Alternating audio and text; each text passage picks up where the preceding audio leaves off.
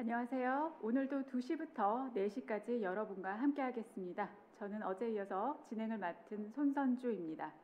서울시 코비드-19 심리지원단과 나는 의사다, 서울시 자살예방센터, 그리고 한국 트라우마 스트레스 학회가 함께하는 코로나 마음의 상처 치유하고 회복합시다. 시작하겠습니다. 오늘 코안심 TV 시작에 앞서서 여러분의 일상을 바꾸어드릴 마법의 주문 하나를 알려드리려고 합니다. 코로나19로 재택 수업 그리고 재택근무가 늘면서 컴퓨터 앞에 앉아있기가 너무 힘들다는 분들 많으시죠? 네, 지금 의자에 앉아서 컴퓨터 전원을 켜야 해 라고 생각하셨으면 바로 이 주문을 외우세요. 5, 4, 3, 2, 1. 네, 좀 허무했나요? 우리가 목표를 정하고 행동하고 싶은 본능이 생기는 순간 숫자를 거꾸로 세고 움직이기만 하면 되는 건데요. 그렇지 않으면 우리 뇌가 하지 않을 변명을 찾기를 시작하고 또 방해를 시작한다고 합니다. 하지만 숫자를 세게 되면 뇌는 변명 찾기에서 관심을 돌려서 새로운 방향으로 움직이는 데 집중할 수 있다고 합니다. 일명 5초의 법칙이라고 합니다.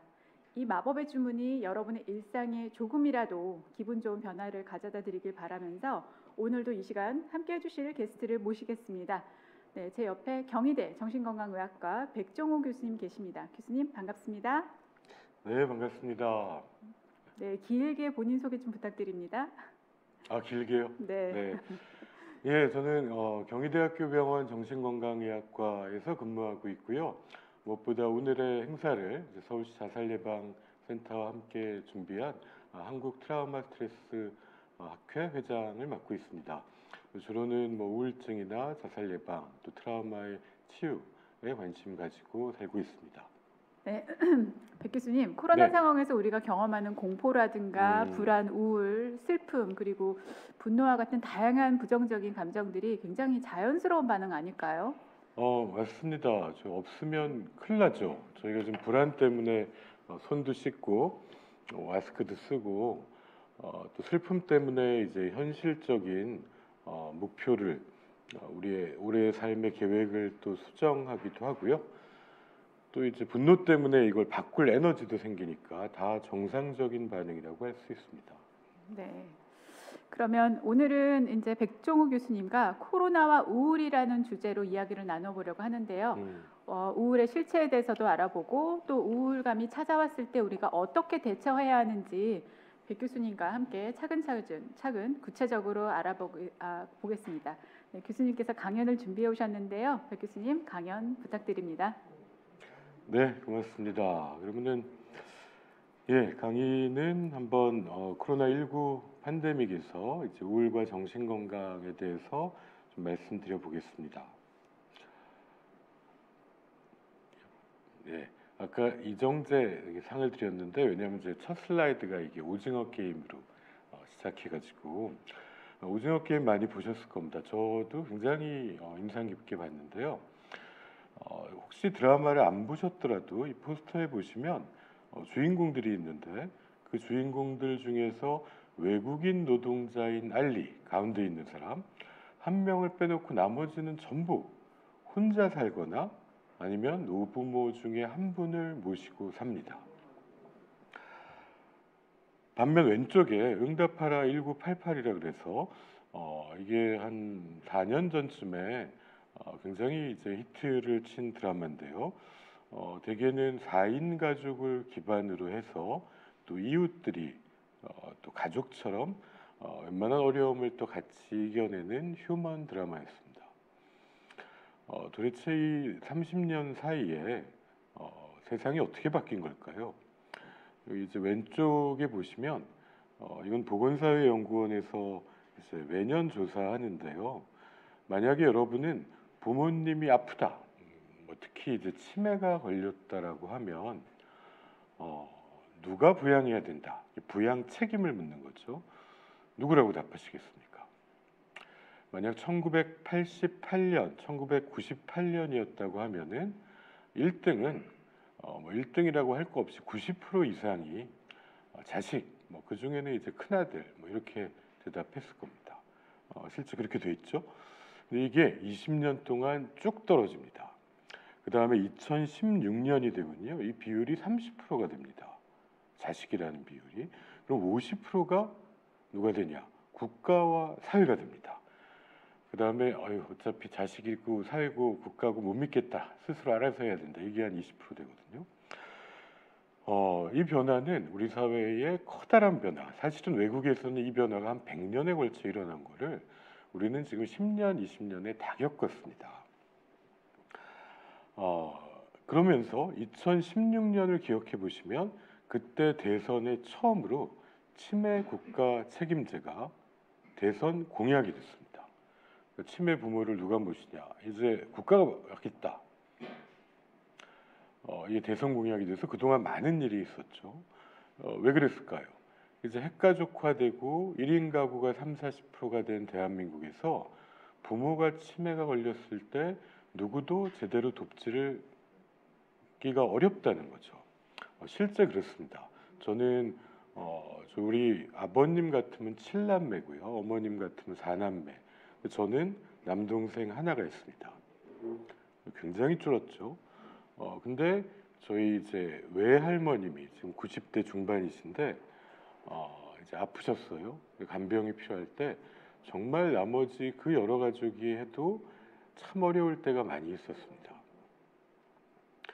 결국 이 상황에서 이 고통을 사회가 분담하자. 이게 이제 치매 국가 책임제 시작이었겠죠. 근데 이게 안 되는 상황엔 뭐가 높을까요? 오른쪽 아래 그래프에 보시면 IMF 때 뭐가 올라가지 않습니까? 이게 자살률 그래프입니다. 그 이전부터 완만히 상승하던 우리나라의 자살률은 IMF 때 한번 피크를 쳤다가 조금 내려오는 듯 하더니 미국발 금융위기, 가계부채 대란, 이때 피크를 쳐서 2011년에는 1년에 15,906명이 자살로 사망하는 나라가 됐었습니다. 그리고 통계가 작성된 OECD 13년간 1위를 했고요. 그 다음에 조금 감소 추세에 있었지만 여전히 13,000명대로 높은 상황입니다. 근데 이 자살의 증가가 무슨 상관이 있느냐? 우리나라가 자살률이 OECD 국가의 1위인 것에 반비례해서 OECD 국가 중에 어려울 때 도움을 청할 수 있는 사람의 수, 이걸 이제 소셜 서포트 네트워크 인덱스라는 게 질문이 아주 심플합니다. 여러분들은 가장 힘들 때 도움을 요청할 사람이 있습니까? 몇 명 있으십니까? 한번 마음속으로 답해 보시겠습니까? 여기서 대한민국이 꼴등입니다. 말이 됩니까? 그렇게 우리 정이 있다고 생각하던 우리 한국 사회가 이 OECD 국가를 통틀어서 힘들 때 도움을 요청할 사람 수가 꼴찌인 나라가 됐습니다. 근데 자살은 다양한 굉장히 복합적인 이유로 일어나는 상황에서의 최악의 결과 중 하나지만 그 힘들 때 옆에 한 사람이 있으면 사람이 삽니다. 근데 이게 꼴찌면 자살률이 1위일 수밖에 없지 않겠습니까? 그러면은 결국 우리 사회가 지금 어떤 지점을 통과하고 있구나라는 생각이 드실 겁니다. 근데 이 표가 작은데 여기 맨 위에 보시면 스웨덴, 노르웨이, 덴마크 이런 북유럽 3개국이 있습니다. 지금은 복지의 이제 천국이라고 불리는 북유럽 3개국이요. 1987년, 80년대 중반에 자살률이 우리나라보다 훨씬 높았습니다. 10만 명당 40명에 이르고 이랬습니다. 왜 그랬을까요? 거기도 똑같이 2차 대전 이후에 산업화되고 핵가족화돼서 가족의 힘은 약화됐는데 이제 사회 안전망은 취약하고 정신건강에 대한 접근성이 낮은 상태에서 자살률이 1위였습니다. 그때는 우리나라가 오히려 그 절반이었습니다. 근데 지금은 어떻게 됐습니까? 도움을 청할 사람의 숫자가 1위가 되고 자살률은 10만 명당 10명대로 떨어졌고요. 그새 우리나라는 30명까지 올랐다가 지금 25명 수준으로 아직까지 높은 상태입니다. 그러면 이제 우리 사회가 작년에 처음으로 이제 유엔이 인정한 선진국이 됐죠. 국민소득 3만 불. 그러면은 자살은 어떻게 국민소득이 100달러 때보다 3만 불로 300배가 올라졌는데 자살률이 더 높아지냐? 국민들은 더 불행하다 그러냐? 그 다음 과제, 국민소득이 4, 5만 불 되는 거는 소득의 증가뿐이 아니라 어디로 가야 되는지를 알려준다고 생각이 됩니다. 그러면서 이제 이 상황에서 뭐가 왔습니까? 이 코로나가 왔습니다. 또 이 사실은 이미 앞에 있는 나라들처럼 뭐 커뮤니티 케어, 뭐 찾아가는 정신건강 서비스, 또 복지 안전망 이런 게 확보되지 않은 우리나라에 코로나가 왔다는 것은 사실은 더 큰 위험이 있을 수 있겠죠. 그래서 이거는 근데 이제 우리나라만의 상황은 아닙니다. 이거는 이제 유엔에서 첫 해 이제 보고한 건데요. 이제 코로나 팬데믹으로 인해서 우울 불안이 올라갈 거다.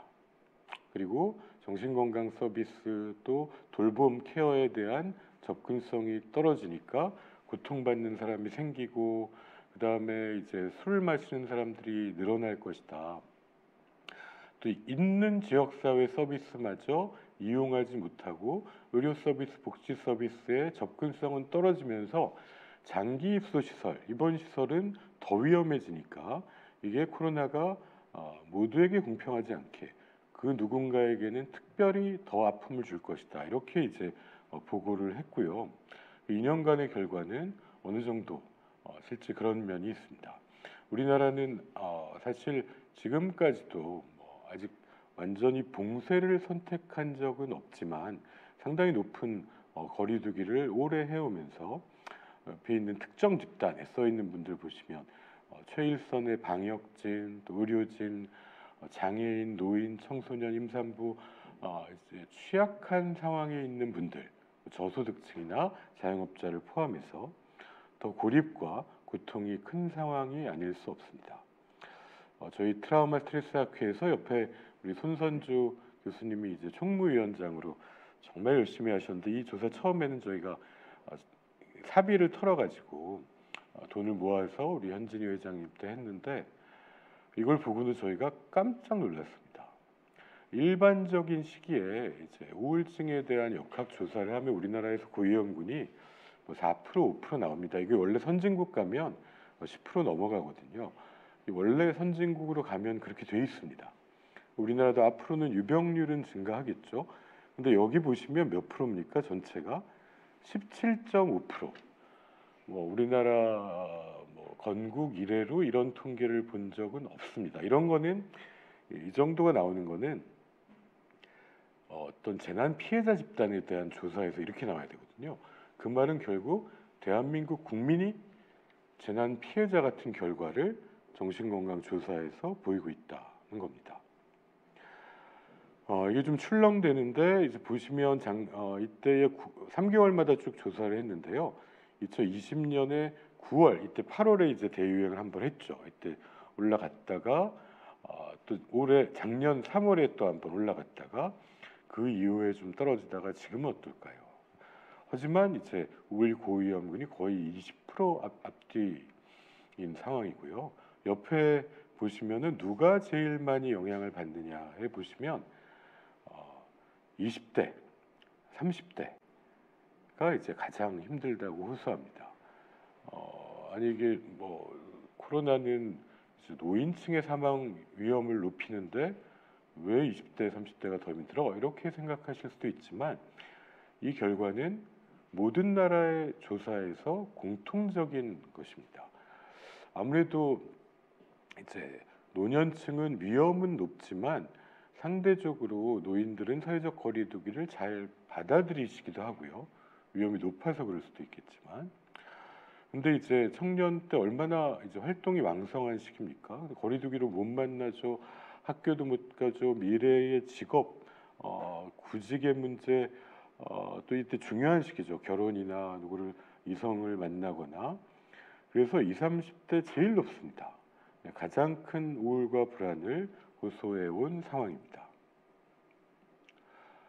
근데 이걸 보시면은 더 놀라운데 지난 2주간 자살을 생각하거나 이제 자살 자해를 시도했냐고 물었더니 처음에는 이게 10%에서 시작해가지고 최고 16.3%까지 가장 최근 조사는 13.6%가 자살을 생각했다고 얘기합니다. 이거는 더 기절할 조사 결과죠. 언제도 이런 결과를 본 적은 없습니다. 누가 더 이런 생각을 많이 했느냐? 저희가 또 청소년은 따로 조사했는데 10대, 20대, 30대가 높고 계속 20대가 높았는데 작년 12월만 유일하게 이제 우울로 인한 자살이 30대가 또 많이 올라갔습니다. 아마 이제 굉장히 오랜 기간 30대는 이제 또 아이가 어리고 또 노년의 부모를 모셔야 될 수도 있는 시기라 부양 부담이 좀 더 클 수 있는데 그런 영향이 아닌가 이제 추정을 하고 있습니다. 이렇게 보면 이게 큰일 난 것 같으시죠? 야, 이거 어떡하냐? 하지만 사실 어떻게 보면은 모든 국민에게서 이런 조사가 올라갔다. 어느 정도 평균이 증가했다고 하는 거는 이제 정상 반응인 측면도 분명히 있다는 겁니다. 요거는 이제 여크스 도슨의 법칙이라고 해서 100년이 훌쩍 넘은 건데요. 요거는 X축, Y축이 이제 X축의 불안입니다. 불안이 너무 심해요. 그럼 우리 흔히 이제 시험 문제가 제대로 안 보인다 그러지 않습니까? 그래서 빵점을 맞습니다. 불안이 하나도 없어요. 그러면은 준비를 하나도 안 해가지고 또 빵점을 맞더라. 그러면 이제 어느 때 점수가 제일 좋으냐? 그걸 이제 최적화된 점수, 옵티말한 불안에 의한 점수가 적정한 불안이 있을 때 우리가 100점을 맞더라는 거죠. 지금 이제 올림픽을 베이징 동계올림픽을 하고 있는데 어떻겠습니까? 너무 떨어도 안 되겠죠. 긴장이 하나도 없을 수도 없겠지만 긴장이 없는 사람들은 오히려 최고의 수행을 보이기 어렵습니다. 그래서 사실은 여러분들이 어디 기업에 속해 있으시다면 여기 또 청년의사에 계신 분들은 청년의사의 대표는 항상 여러분에게 적절한 불안을 조성하려고 노력합니다. 왜냐하면 불안이 너무 심하면 조직이 소진돼서 탈진돼 버리고요. 불안이 하나도 없으면 그 조직은 늘어져 버리죠. 적절한 불안이 있을 때 최고의 성적을 내더라는 거죠. 근데 외부의 적이 이제 코로나 바이러스가 왔습니다. 그럼 우리가 어떻게 해야 될까요? 한 발 이동해야죠. 불안 수준을 높이지 않을 수가 없는 겁니다. 이 불안 때문에 우리가 한편은 안전해지게 되는 거죠. 이거는 이제 죄송합니다. 흔히 그 인지행동 치료, 정신치료의 일종으로 요즘에는 이제 정신분석보다도 더 광범위하게 근거 중심으로 하는데 이제 활용하게 된 기법 중에 하나인데요. 이걸 보면서 한번 연상을 해보신다면 여러분들께서 이제 운전을 하는데 갑자기 앞차가 확 끼어들었습니다. 그때 어떤 생각을 하실 수 있겠습니까? 슬라이드 보시면은 뭐야? 저 차가 날 무시해? 그러면은 어떤 감정이 들까요? 화가 나겠죠. 야, 진짜 운전이라는 건 너무 위험한 거다. 이거 이러다가 큰일 나는 거 아니야? 라는 마음을 먹으신다면 불안하시겠죠. 나는 맨날 이런 일만 생길까? 나 정말 쓸모없는 사람인가 보다. 우울할 겁니다. 앞차가 많이 바쁜가 보다 라고 하면 내 마음에는 아마 별 변화가 있지 않을 겁니다. 근데 이 중에 뭐가 정답입니까? 제가 이게 우리 의과대학 학생들을 대상으로 해가지고 이렇게 질문해 봤습니다. 아침에 출근을 했는데 너가 3분 늦었는데 교육 지프가 인사를 했는데 우리 여자 선생님이었는데 인사를 안 받고 가더라. 그랬더니 이제 우리 학생들한테 이 상황을 너는 어떻게 생각하겠니? 이렇게 물었더니 이제 학생 한 명이 이렇게 대답했습니까? 교육 지프 선생님이 나를 좋아하나 보다. 그건 무슨 말이냐? 그때 너무 좋아해가지고 눈을 못 마주치는 거래요. 그래서 참 그런 마음을 가지고 있고 자기는 그래서 기분이 좋을 것 같대요. 근데 여기 있는 것처럼 뭐야, 십 선생님이 날 무시하는 거야? 그럼 화가 나겠죠? 나 이러다 잘리는 거 아니야? 하면 불안하겠죠? 인사해도 안 받아주는 그런 나는 쓸모없는 인간이구나. 그럼 우울하시겠죠? 이 중에 정답이 뭡니까? 만약 많이 바쁘구나라고 생각하면 내 마음에는 평화로울 겁니다. 별 변화가 없겠죠. 나중에 알고 보니까 실제 그 선생님이 누구 호출을 받고 또는 환자가 안 좋아서 막 뛰어나갔다더라. 그러면은 이제 정말 바쁘셨구나, 이게 확인이 되겠죠. 이거가 확인이 됩니까, 여러분? 남의 마음을 제대로 알 수 있으세요? 물론 우리는 추정할 수 있을 뿐이죠. 근데 우리 마음속에는 패턴이 있습니다.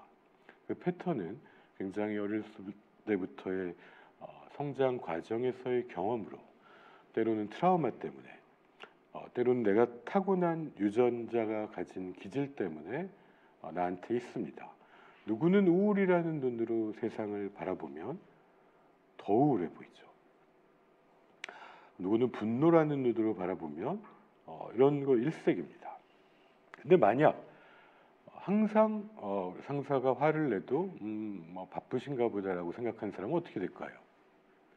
위험에 빠질 수 있겠죠. 정말 잘릴 수도 있는 겁니다. F가 나올 수도 있겠죠.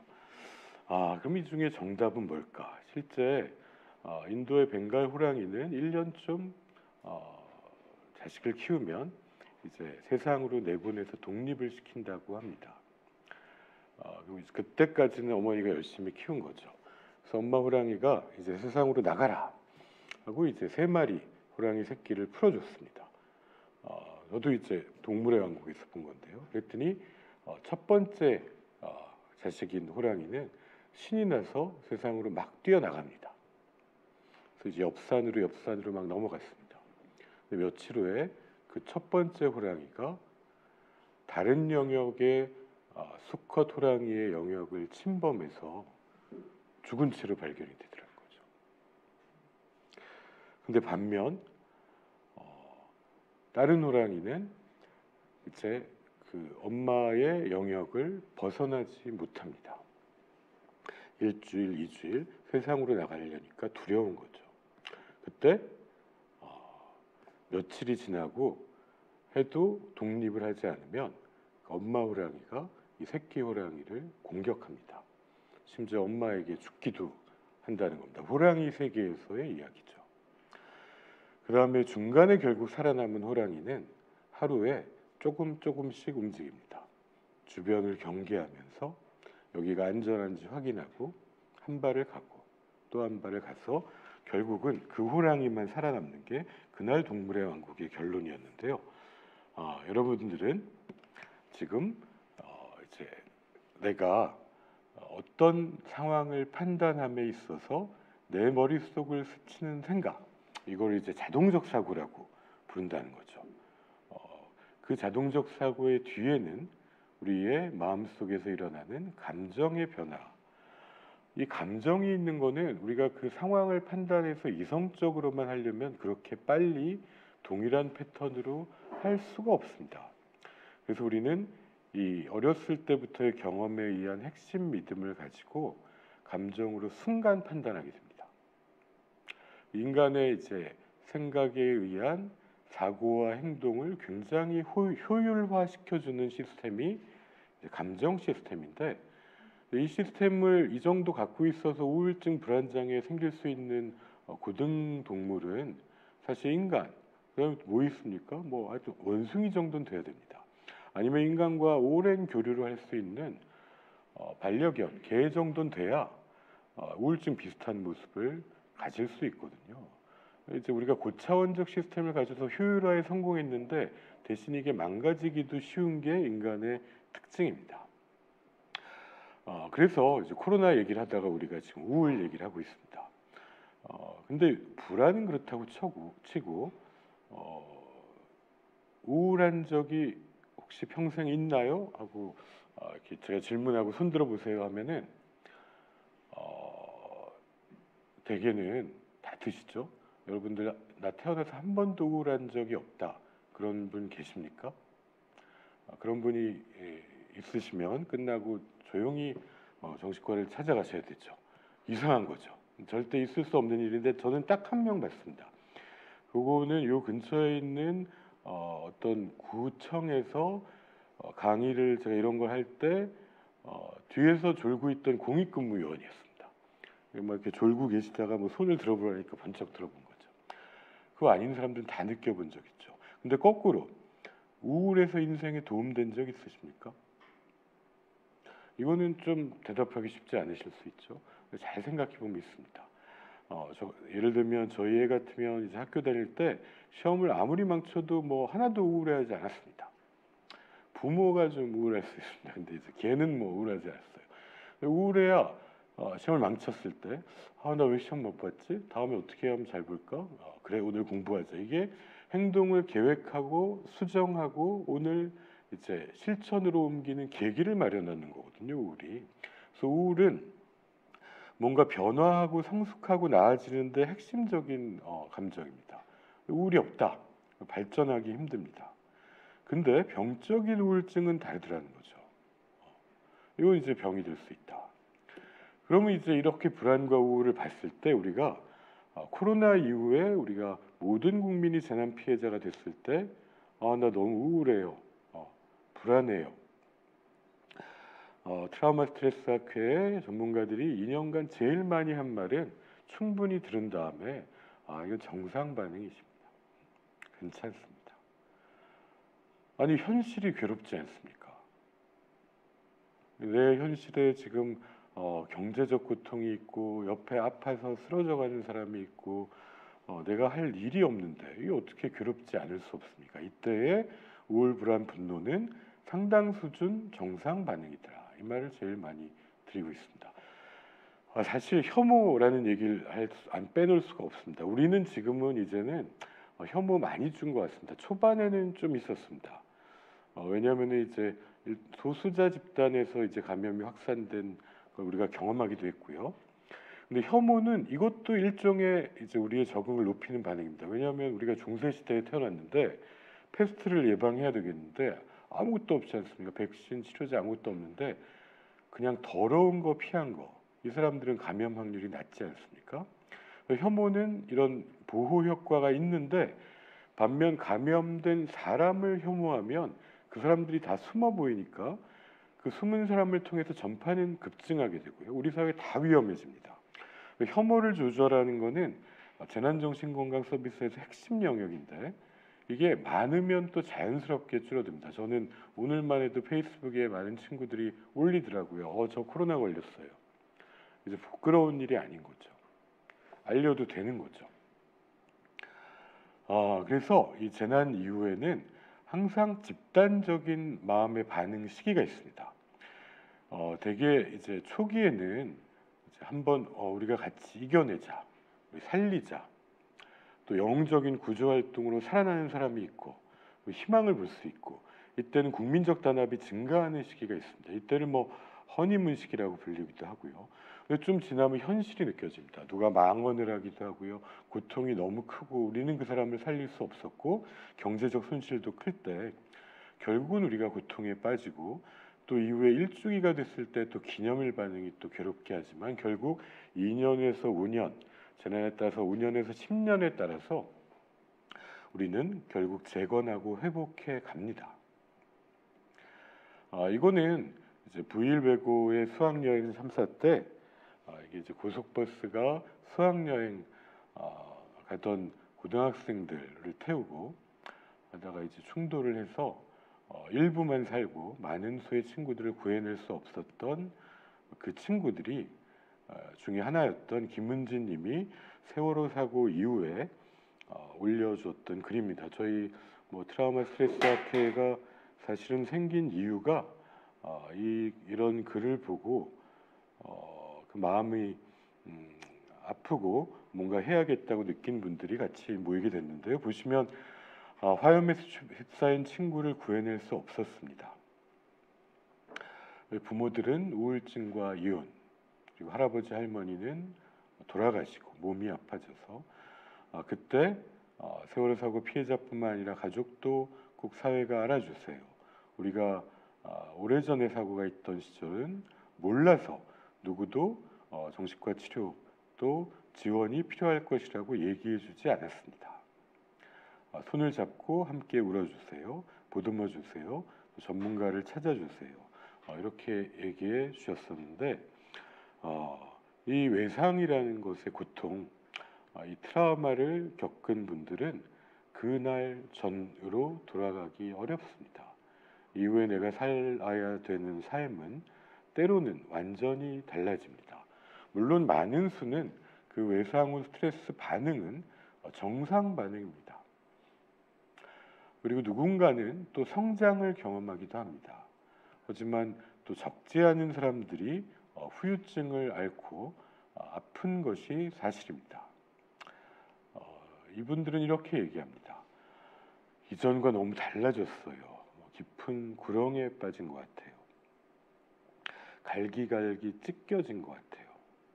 내 영혼에 상처 입은 것 같아요. 마음이 이미 저는 죽었어요. 이런 게 이제 트라우마. 이제 우리말로는 외상이라는 게 이제 바깥 외자를 쓰는데 이제 라틴어의 트라우마는 사실 신체의 내적인 것과 마음의 고통을 포괄한 개념이어서 우리가 이제 트라우마라는 말을 더 많이 쓰는 것 같습니다. 이것은 내가 겪든 또 그 장면을 직접 목격했을 때 훨씬 클 수밖에 없습니다. 하지만 때로 간접적으로도 이거를 TV에서 보고 간접적으로 들었을 때에도 나의 삶에 영향을 주게 됩니다. 영향은 때로는 최악의 경우 자살을 증가시킵니다. 근데 재난과 자살은 상당히 결과가 다릅니다. 어떤 경우에는 자살이 늘지 않고 줄기도 하고요.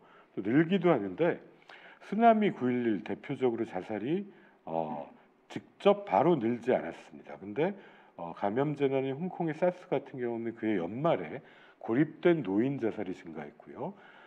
동일본 대지진이 2년이 지난 일본에서는 자살이 좀 줄었다가 2년이 지나도 희망이 없구나 느낀 이제 중장년층 자살이 증가하기 시작해가지고 더 늘었습니다. 이렇게 되면 안 된다는 거겠죠. 근데 더구나 왜냐하면 우리나라 자살의 원인이 1번이 정신건강의 문제, 경제 문제, 건강 문제인데 이 코로나가 세 가지를 다 악화시키지 않습니까? 지금 여태 정신건강 악화시키는 얘기했고 코로나의 경제적 타격, 코로나 자체가 건강 위협이죠. 그럼 자살이 바로 늘어나야 되지 않습니까? 하지만 다행히 그렇지 않았습니다. 자살이 왜 줄었을까요? 실제 모두가 힘들 때는 좀 낫다는 게 첫 번째라고 생각하고요. 우리나라의 K 방역이 사실 지금 시기에는 이제 이걸 더 이상 안 하게 됐습니다. 오미크론 시대에. 하지만 그 전까지 우리나라는 세계 어느 나라보다도 지역 사회 감염 단계에서도 방역관이 찾아가고 위험을 한 사람을 조기에 발견하는 압도적인 PCR 검사를 하고 그 사람들의 입원 생활치료센터 입소를 국가가 다 책임졌습니다. 다 배정했어요. 사실은 이렇게 하면 뭘 막을 수 있을 것 같으십니까? 자살을 막을 수 있습니다. 해외가 가지고 있는 흔히 선진국이 가지고 있다는 자살 예방 시스템이 이런 겁니다. 우리 누구나 이제 혼자 살거나 1인 가구거나 이런 상태에 있는 사람이 위기 몇 개가 연속되면 자살을 생각하거든요. 근데 그때 이 사람들을 조기에 발견하고 찾아가고 치료와 지원에 배치하는 시스템이 있으면 자살을 예방할 수 있다는 것입니다. 그래서 그런 시스템을 가져야 되는데 사실 나는 또 우리 주변에 있는 사람부터 또 살려야 되지 않겠습니까? 그럼 이럴 때 우리가 우울한 사람을 어떻게 도울 것이냐를 좀 살펴보겠습니다. 이게 이제 우울증의 진단 기준입니다. 우울증의 전형적인 분들은 이렇게 얘기합니다. 선생님 가만히 있어도 눈물이 나요. 너무 슬퍼요. 2주 내내 고통스럽고 의욕이 하나도 없어요. 영화를 보면 즐겁고 친구랑 수다를 떨면 좋았는데 하나도 즐겁지가 않아요. 밥맛도 뚝 떨어지거나 폭식을 하기도 하고 잠이 들지도 않고 중간에 깨고 새벽에 일찍 딱 눈을 뜨는데 그때부터 가슴이 초조하고 불안하고 손 하나 까딱하기 힘들어 죽겠어요. 이렇게 살면 무슨 의미가 있나 싶고, 나 평생 잘못 살아온 것 같고, 나는 이제 바보가 된 것 같고, 이렇게 사느니 차라리 죽는 게 낫겠습니다. 이게 이제 전형적인 우울증의 증상이거든요. 이게 2주 이상 가고 이 정도면 이제 뇌의 변화를 초래하기 때문에 평소 같은 자기 대처로 기분이 나아지지 않습니다. 물론 2주 내내 우울하지 않습니다. 이것도 오르락내리락 변화는 있지만 주로는 우울한 기간이 많다는 건데, 그러면은 옆에 이제 이런 우울한 마음을 가진 친구가 나 우울증인 것 같아, 이렇게 하고 여러분에게 다가오면 얼마나 좋겠습니까? 근데 그렇지가 않습니다. 이건 집에 갔더니 여러분이 결혼을 하셨다면 또는 같이 사는 사람이 있다면 집에 갔더니 이러고 있어요. 엄마가 애를 먹이지도 않고 씻기지도 않고 집도 안 치우고 엉망이 됐습니다. 이게 산후우울증이라고 쳐봅시다. 그랬다면은 여러분이 그 배우자라면 어떤 마음이 드시겠습니까? 아이고, 우리 와이프가 산후우울증이니까 도와줘야지, 이렇게 마음을 먹으시겠습니까? 제일 흔한 반응은 지방골이 이게 뭐냐? 야, 너희 어떻게 애를 안 먹냐? 네가 엄마인데 정신을 어디다 두고 사는 거냐? 분노 반응입니다. 실제 산후우울증으로 처음 오시는 분들 중에 보면은 이렇게 어디를 맞고 오시는 분들이 계실 정도입니다. 그래서 아니 어쩌다가 그러셨냐? 그러면은 남편이 고개를 팍 숙입니다. 왜 그러셨어요? 게으른 줄 알았다. 우울증이 걸려서 아픈 사람인데 게으른 나쁜 엄마라고 생각한 거죠. 거기다가 더합니다. 직장에 갔는데 뭐 이렇게 일이 막 밀려 있고 멍 때리고 뭐 딴 정신이 팔려 있는 것 같고, 이랬을 때 여러분이 직장 상사라면 어떻게 하시겠습니까? 물론 이 사람이 의지가 부족하고 정말 밤에 게임에 빠져가지고 못 자서 낮에 졸고 있더라. 그러면은 직장 상사가 그렇구나 알고는 따끔하게 한마디 해주는 게 분명히 도움이 되실 겁니다. 근데 만약에 이 사람이 우울증 때문에 어제 한숨도 못 자고 의욕이 하나도 없고 이제 차라리 죽는 게 낫겠다라는 생각이 빠져 있는데, 여러분이 정신을 어디다 둔 거야? 라고 하시면 그 결과는 어떻게 되겠습니까? 이런 일이 남의 이야기인 것 같지만 실제 자살 사망자의 심리부검 결과를 보면 그 전에 주변에서 이런 일들은 거의 항상 등장합니다. 거의 항상. 우리는 아픈 사람들을 의지가 빠진 나쁜 사람으로 오해하기 쉽습니다. 그래서 앞에 우울증 진단 기준 외우는 거 하나도 필요 없습니다. 그게 아니라 거꾸로 학생이 공부가 어렵다 그러고 직장을 그만두네 마네하고 같이 사네 마네하고 술을 전보다 많이 마시고 살 것인가 죽을 것인가 고민하는 친구가 있다면 이때 질책하기 전에 혹시 아픈 게 아닐까 물어봐 주십시오. 특히 이제 여성 우울증은 자신을 비난하는데 남자가 우울증을 빠지면 남을 비난하고요, 부끄러워하면서 화를 냅니다. 진상이죠, 진상. 그러면 옆에 있는 사람은 더 화나죠. 지가 뭐 잘한 게 있다고 저렇게 짜증을 내냐 할 때, 이 사람이 혹시 아픈 거 아닐까? 라는 한마디가 이 사람을 살리는 경우가 생깁니다. 그게 이제 세상에 나와 있는 모든 생명 지킴이 게이트키퍼 교육 또 이런 재난 때 받는 사이콜로지컬 퍼스트 에이드라고 불리는 이제 재난 상황에서의 심리적 응급 처치는 다 이런 얘기들입니다. 주변에 실제 아픈 사람이 있는데 겉으로는 이상한 행동을 하더라, 또 이해하기 힘든, 전에 안 하던, 그때 이게 위기 신호 아니야? 라고 생각하고 관심을 가지고 마음으로 듣고, 이게 보고 듣고 말하기의 정신인데요. 그들이 보내는 신호를 보고 마음으로 듣고 그 다음에 말하기를 통해서 필요한 서비스에 연결한다면 우리는 한 사람의 생명을 구할 수 있는 기회를 가지게 된다.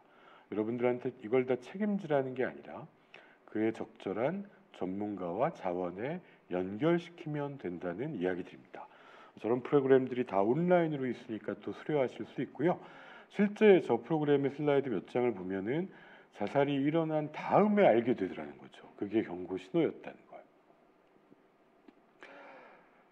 그 다음에 최소한 나 죽고 싶어 라고 하면은 여러분은 이런 강의를 들을 때는 그러면은 정말 이거 그렇게 힘들었어? 무슨 일이 있었던 거야? 이렇게 물어볼 것 같죠. 근데 현실에서 이렇게 얘기를 누가 했을 때 제일 많은 반응은 다음에 한잔 하자입니다. 근데 그 다음이 없을 수 있는 겁니다. 지금 바로 여기서 물어봐 주셔야 됩니다. 그리고 근데 말로 이걸 하면 좋은데 서구에 비해서 우리 대한민국의 위기에 빠진 사람들은 참 말을 잘 안 하는 경우가 많습니다. 이때 행동을 보고 알아주자. 뭐 이런 것들이 이 강의의 핵심입니다. 세계에 자살로 사망한 사람은 하나의 커다란 일을 겪었다라고 생각하기 쉽지만 매우 복합적입니다. 정신건강의 문제, 경제적 문제, 신체 건강의 문제, 또 대인관계 문제, 평균 4개가 이제 합쳐져서 일어나는 게 자살의 상황적 신호거든요.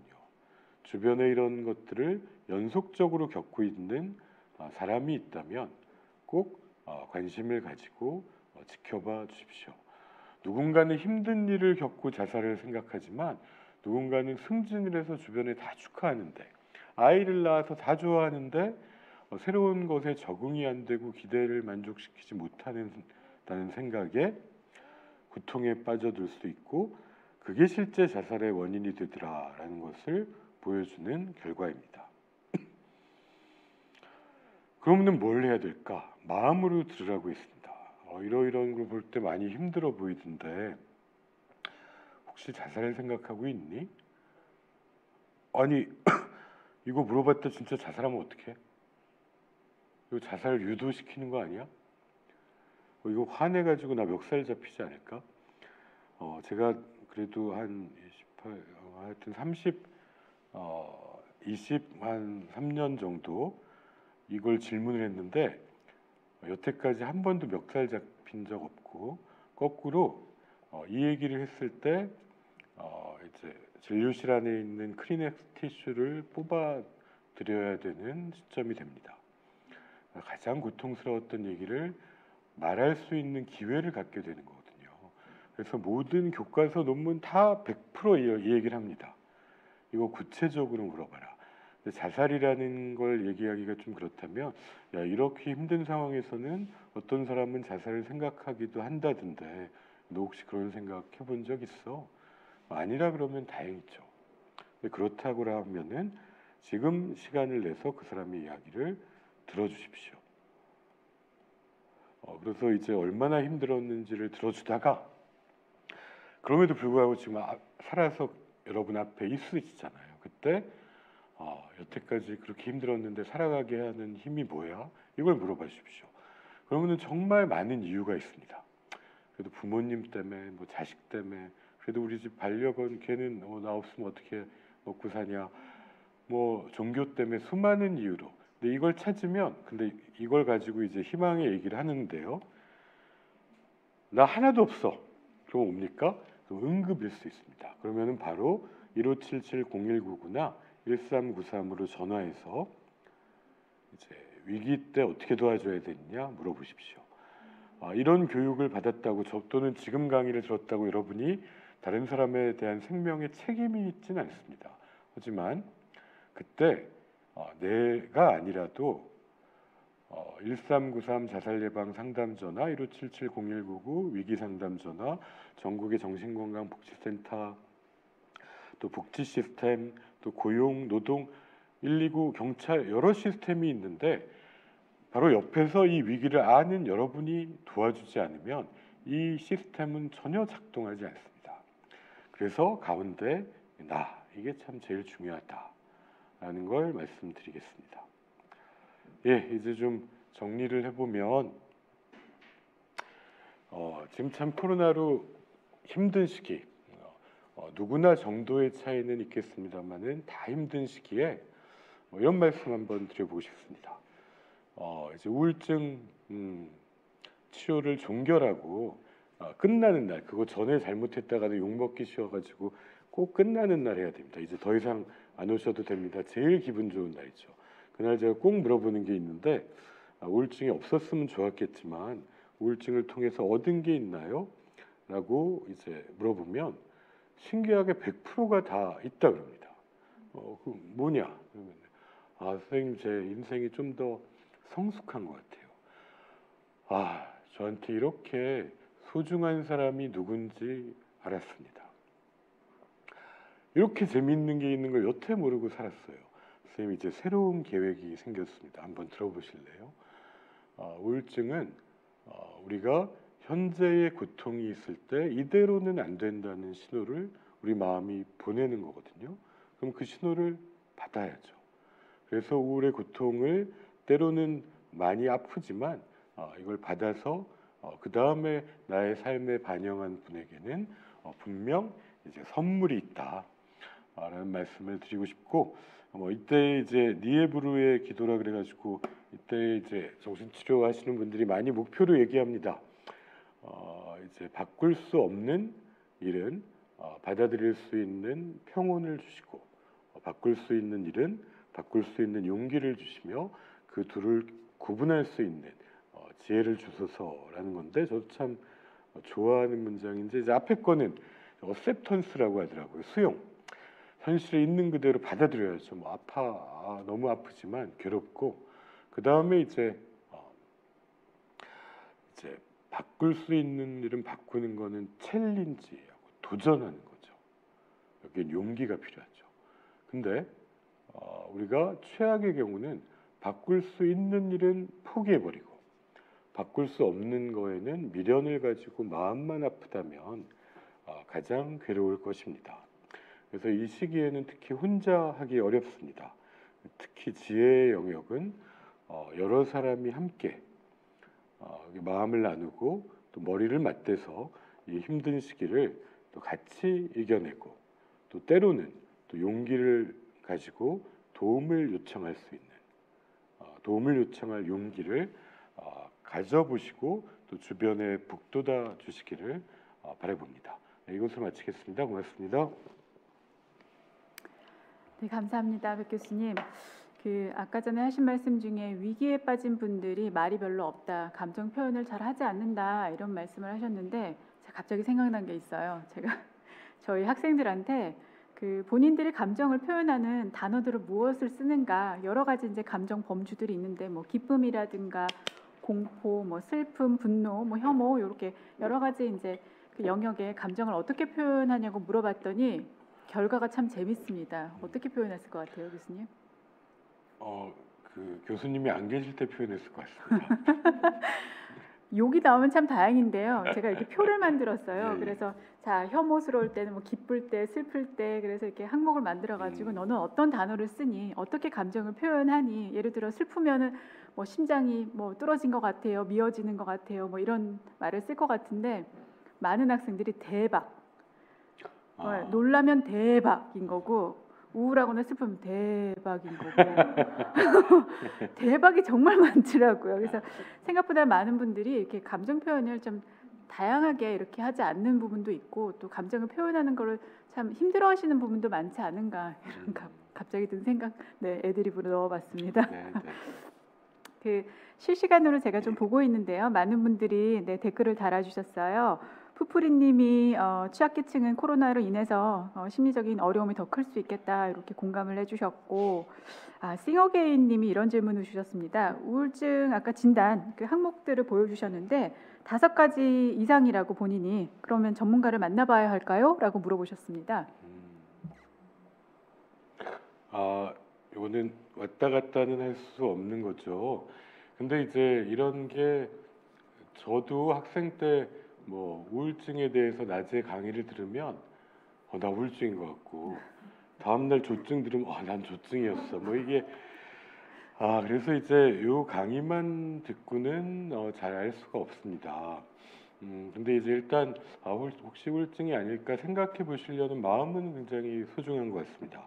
이럴 때는 1577-0199 정신건강 상담 전화로 전화를 하시면 지금 계신 분의 지역에 있는 정신건강복지센터에 경험 많은 전문가들한테 연결이 됩니다. 이 전화를 정말 무지하게 받았습니다. 좀 미안해하시지 말고 그래도 하십시오. 그래서 물어보실 수 있어요. 제가 이러 해가지고 잠도 이 정도 못 자고 이런데 괜찮을까요? 이 전화에 한 60-70%는 저희가 아이고 정상 반응이십니다 하고 끝내거든요. 그래서 혹시 궁금하신데 좀 더 알고 싶다고 하면은 이제 한번 전화를 하면은 서울시 자살예방센터로도 또 연결이 될 것 같고요. 서울시 자살예방센터나 또 정신건강복지센터의 홈페이지에 가시면 여러 가지 이제 척도 자가 보고 검사를 또 무료로 하실 수 있기 때문에 참고하실 수 있겠습니다. 네.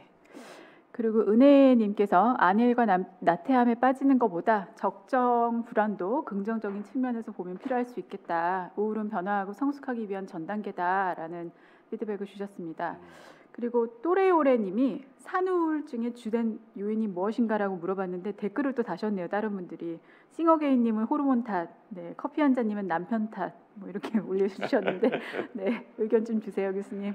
이거 뭐 제가 이런 이제 대답을 잘못하면 이런 질문은 이제 일부 이제 성에서 폭발적으로 또 욕을 먹을 수 있는데 팩트를 말씀드린다면 실제로 산후우울증 물론 이제 산전 임신 기간에도 우울증 비율이 높지만 또 산후우울증 흔히 알려져 있는데 호르몬 변화도 작용하는 건 사실입니다. 이때에 이제 여성 호르몬의 변화가 워낙 급변하거든요. 근데 이제 그 호르몬 변화는 이제 생물학적 변화고 그러면 호르몬 변화가 생기자마자 우울증이 생겨야 될 텐데 산후우울증은 보통 이제 출산 이후에 4주 내에 생기는데 우리나라에 굉장히 특징적인 현상이 있습니다. 산후우울증이 4주 이후에 많이 생깁니다. 왜 그럴까요? 우리나라가 산후에 하는 일 중에 세계 어느 나라에도 없는 게 뭐가 있는지 아십니까 혹시? 산후조리원은 세계에서 우리나라에만 일반화된 모델입니다. 산후조리라는 개념도 그렇지만 근데 우리나라 산후우울증이 언제 생기냐면요. 산후조리원 퇴소 후에 생기거든요. 집에 가서 그래 딴 나라보다도 발병이 살짝 늦습니다. 그러면 그 뭘 말해주느냐? 아무래도 이제 가족이 어떻게 협력하고 아이를 키우는데 서로 마음을 같이 하고 분담하고 뭐 이런 환경이 분명히 영향을 주는 측면이 있다. 저는 이렇게 생각을 하는데요. 이게 당연한 게 이제 저희 부모님 아까 앞에도 제가 7남매라고 말씀드렸고 대가족 시대에는 그냥 그 이제 농촌 사회에서 아이를 그 마을이 키우잖아요. 예. 근데 지금은 아이를 키우는 데에 부모만의 자원으로는 또 맞벌이도 많은 상황에서 그야말로 너무 힘든 거죠. 이런 이제 환경적인 어려움이 굉장히 큰 상태에서 산후우울증의 유병률이 서구 국가보다 더 높은 이런 상황이다라고 말씀드릴 수 있겠습니다. 네. 그 코로나가 이제 지금 3년째 접어들고 있습니다. 네, 그래서 국민들이 받는 고통도 이 시간만큼이나 좀 커져 있을 텐데 그 일상 속에서 거리두기 하고 재택 치료하시고 이 모든 것들이 우리 국민 정서에 어떤 영향을 주고 있다고 결론을 좀 내려주실까요? 저는 이제 2년, 3년이 되면서 또 적응을 잘하시는 분들도 분명히 계신 것 같습니다.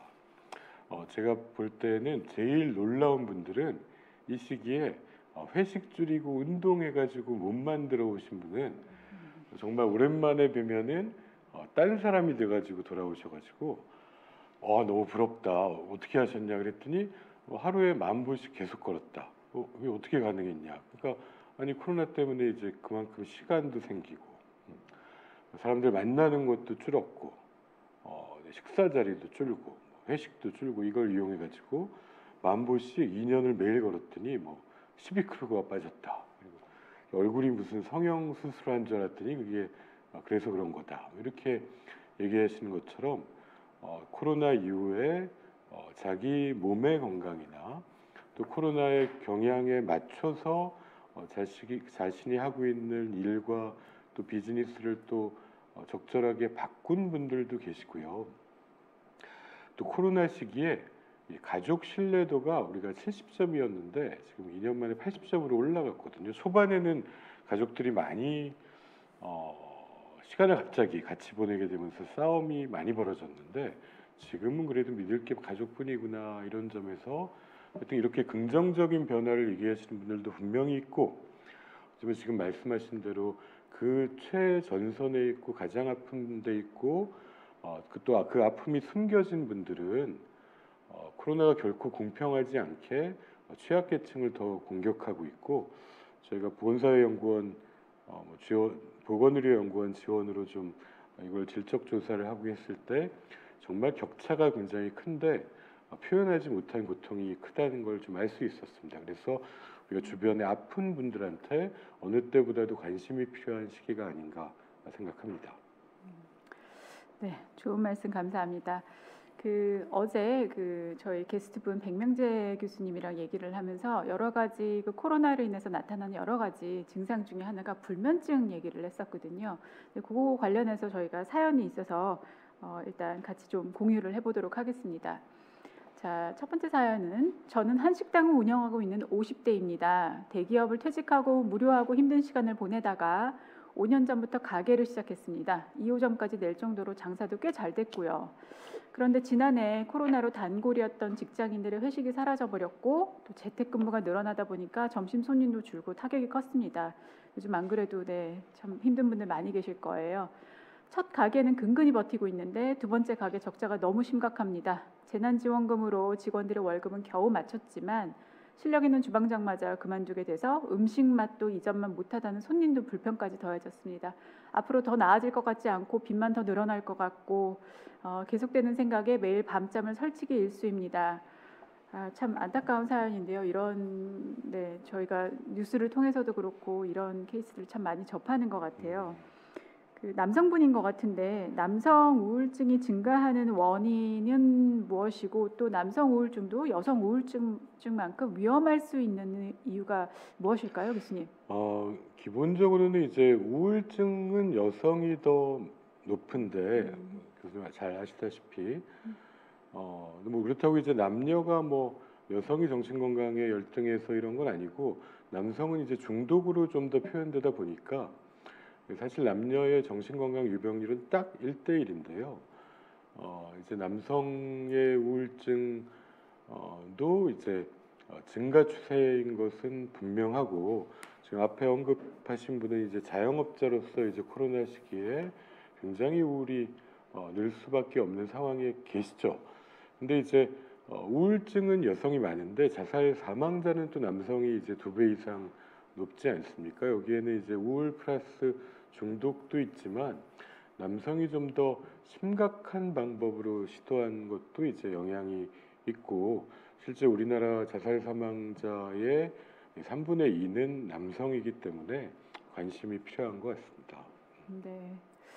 아까 전에도 말씀하셨듯이 이렇게 감정 표현하는 게 참 제한적이에요. 특히 네네. 남성분들은 더더욱 본인의 감정을 드러내는 걸 굉장히 부끄러워할 수도 있고 되게 서먹서먹하고 굉장히 참 익숙하지 않은 행동인데 그렇다면 뭐 아버지나 남동생, 남자친구, 남성분들의 우울증을 의심해볼 만한 증상에는 어떤 것들이 있을까요? 뭐 그 남성이 자기 우울 표현 못하는 거는 참 세계적인 현상이긴 한 것 같습니다. 그래서 전에 영국에서도 이제 남성 자살률이 잘 안 떨어지니까 그런 남성들을 빌딩 위에 이렇게 막 인형을 세워가지고 사회적 인식 변화를 이제 촉구하기도 했었는데요. 특히 어렸을 때부터 이제 울지 마라. 그러니까 남자가 울면 쓰냐. 못 우는 거죠. 울고 싶은데 사실은. 그래서 이제 그걸 수를 빌어서 조금 표현하는데 뭐 그것도 서툴고 그런 소통을 잘 못 보다 보니까 우리가 남성 우울증을 흔히 이제 놓치기 쉽더라는 거죠. 그래서 저희가 처음에 이제 심리보험 시작한 게 군 의문사 진상규명위원회. 지금은 여군도 많지만 그때는 다 남자 군인들이었는데 이게 우울증이 왔을 때 최소한 하여튼 그날 죽고 싶다고 말하면 이건 진짜 놓치지 말자. 이건 물론이지만 되게 뭘로 나타나냐면요. 직장에서의 실수가 늘고요. 그다음에 직장에서의 이제 업무 수행 능력이 떨어지게 됩니다. 남성 우울증이 오면은 그리고 술이 늘고요. 그래서 이제 보면은 근데 그게 의지가 빠진 게 아니라 사실은 이제 우울증에 빠진 거더라는 거죠. 그래서 직장에서는 이런 식으로 할 수 있고 가족들 같으면 오히려 가족이 집에서 자꾸 짜증을 내고 화를 내고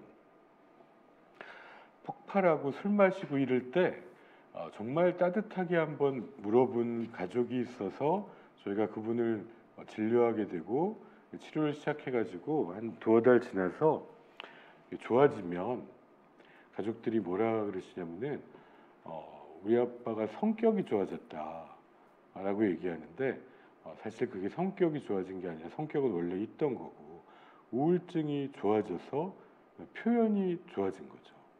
그래서 오히려 우리 가족이 성격이 나빠졌나 뭐 이런 생각이 드신다면 남성 우울증이 왔나 뭐 이렇게 생각해 보셔도 좋겠습니다. 네. 평소랑 좀 다르거나 뭐 업무를 수행하는 부분에서라든가 이런 거에 변화가 있다면 네, 남성분들 또 우울증을 한번 좀 의심해 볼 수 있을 것 같습니다. 이 사연 보내신 분이 마지막에 그런 말씀하셨어요. 매일 밤잠을 설치기가 일수다. 참 잠자기가 힘든 거, 좀 퀄리티 있는 어떤 수면을 좀 취하셔야 되는데 어떤 어드바이스를 주실까요? 아까 그 사연 보낸 분을 보고 저는 여러 분이 떠올랐지만 그 중에 한 분 비슷한 분이 계셨는데요. 50대 설 전에 그분이 굉장히 건강하시던 분인데 앞에 사연처럼 자영업으로 뭐 엄청난 손해를 보셨고 뇌졸중이 오시더라고요.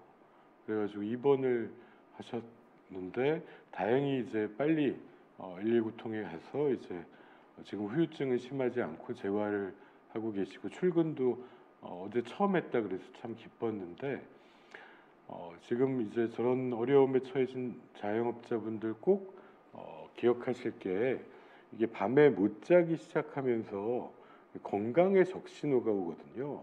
또 못 자면 어떡합니까? 사람이 또 술을 마실 수가 있고요.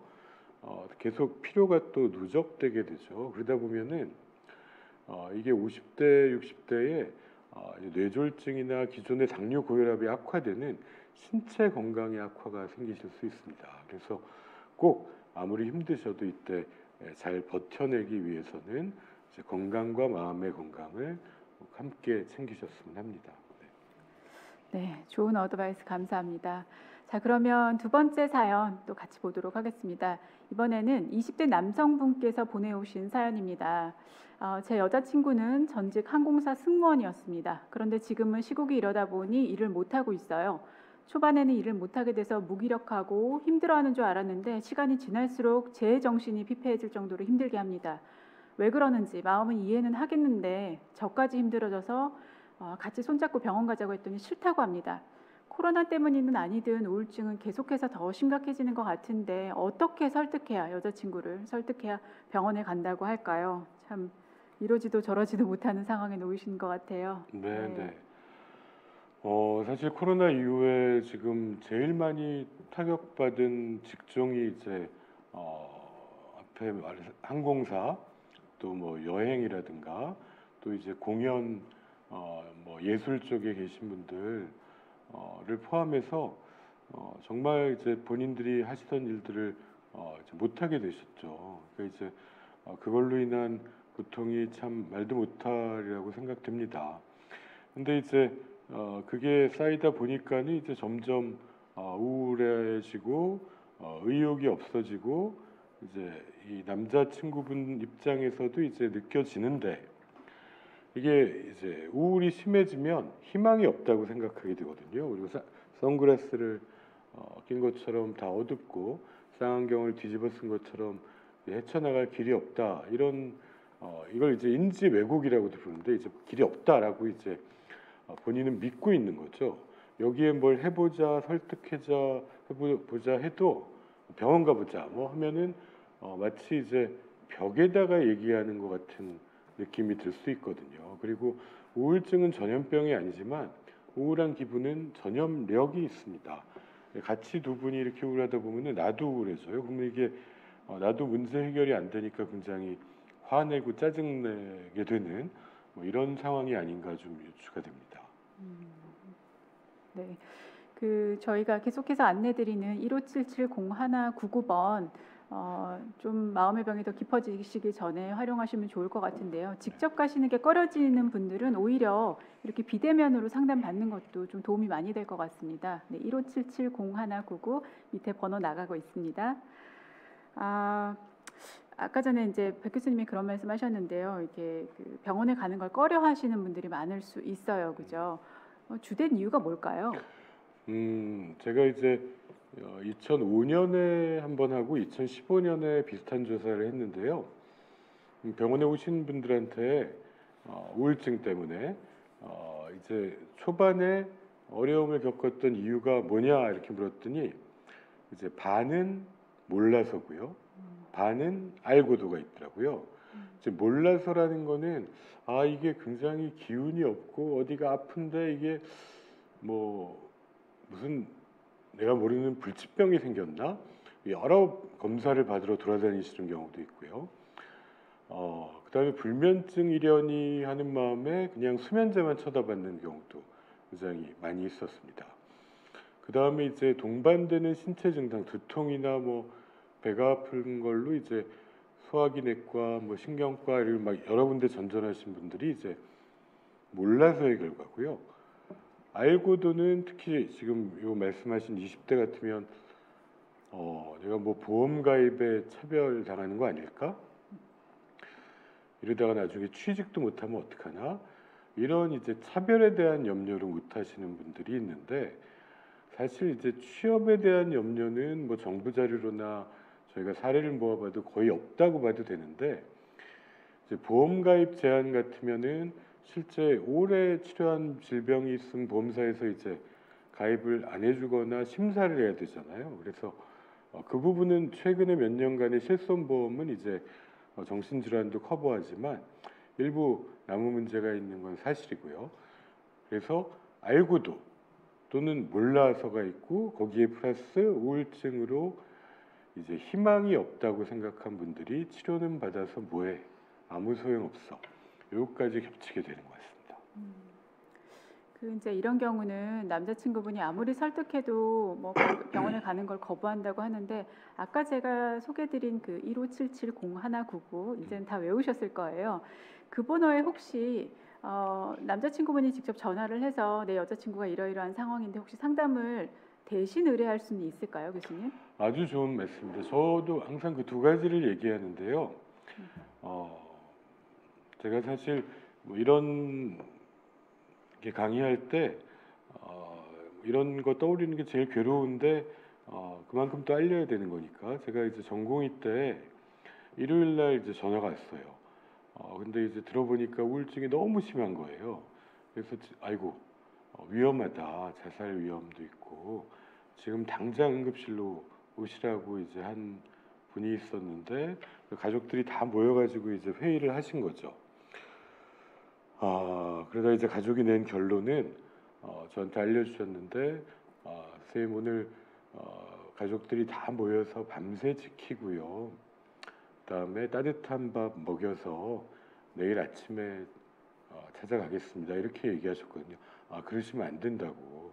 아이고 저희가 지금 뭐 한 10명 모여 있다고 괜찮다 그러셨는데 결국은 이제 그분을 다음날 우리가 뵐 수가 없었습니다. 유가족이 되신 거죠. 그래서 때로는 이제 우울증이나 자살에 대한 거는 정신과에서 응급이거든요. 응급. 단호해야 됩니다. 때로는 안전을 우선 확보해야 되고요. 그래서 이게 의심되실 때는 말씀하신 1577-0199로 전화하시면 주간에는 이제 구의 센터들, 야간에는 또 광역센터가 필요하면 출동도 합니다. 그래서 응급 상황을 도와주시기 때문에 꼭 기억해 주시고 저는 이제 이게 아무리 설득해도 안 된다 이럴 때는 그렇게도 얘기합니다. 그럼 가족이 먼저 병원 가시라고. 그래서 가족이 먼저 자기 이름으로 접수해서 병원에 가서 지금 우리 가족이 이런데 이렇게 아픈 것 같은데 저 어떻게 해야 되나요? 라고 물어보십시오. 그럼 대부분의 병원의 전문가들은 성실하게 답해 줄 겁니다. 그래서 분명히 상태를 파악한 다음에 대처를 세워서 응급은 신속히 대처해야 되고 그 정도가 아니라면 시간의 여유를 가지고 이제 설득해 나가는 게 중요하겠습니다. 네, 굉장히 중요한 정보인 것 같습니다. 다들 아셨다가 혹시 주위에서 도움이 필요하신 분 계시면 또 이런 이렇게 활용해 보시면 좋을 것 같습니다. 그 요즘에는 정신건강의학과 문턱이 많이 낮아졌다고 해요. 근데 이제 막상 내가 가려니 아유 내가 왜 겨우 이런 일로 병원까지 가야 되나, 내가 정신과를 간다는 게 너무 그렇지 않아? 라고 생각하시는 분들도 있으실 것 같아요. 정신과 문턱 낮출 수 있는 방법은 뭐가 있을까요, 교수님? 사실은 뭐 저는 체감하기에는 상당히 낮아졌다고 생각합니다. 왜냐하면은 1980년대, 90년대까지나 이제 대가족 사회 때는 웬만한 문제, 마음의 문제는 가족이 해결하면 되거든요. 삼촌이 나서고 고민이 있다 그러면. 근데 지금 2020년 대에는 가족의 힘으로 해결하기 어렵습니다. 그래서 국민소득이 3만 불 넘으면 대개는 정신건강, 심리, 사회복지 이런 데 전문가들을 필요로 하는 시점이 우리도 된 거거든요.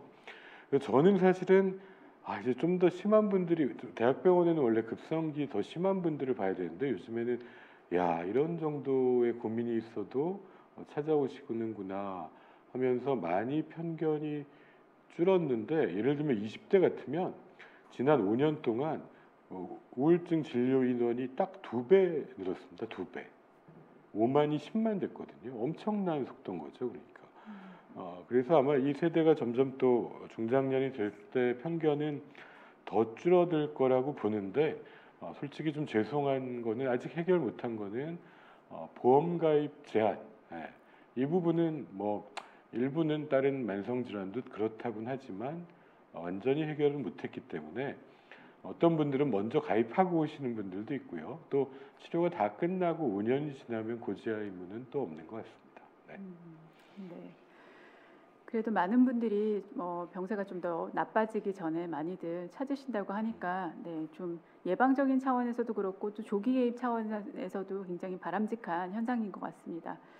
네, 내가 우울증인가라고 의심해 보시는 분들도 있을 거예요. 그러면 이제 많이들 하시는 게 굿땡, 넷땡 이런 데 들어가셔서 많이 검색들 해보시고 본인의 상태를 스스로 진단해 보시는 분들도 있어요. 근데 이제 이게 과연 정말 과학적으로 근거가 있고 정말 맞는 건지 이거를 구분하기는 좀 어렵거든요.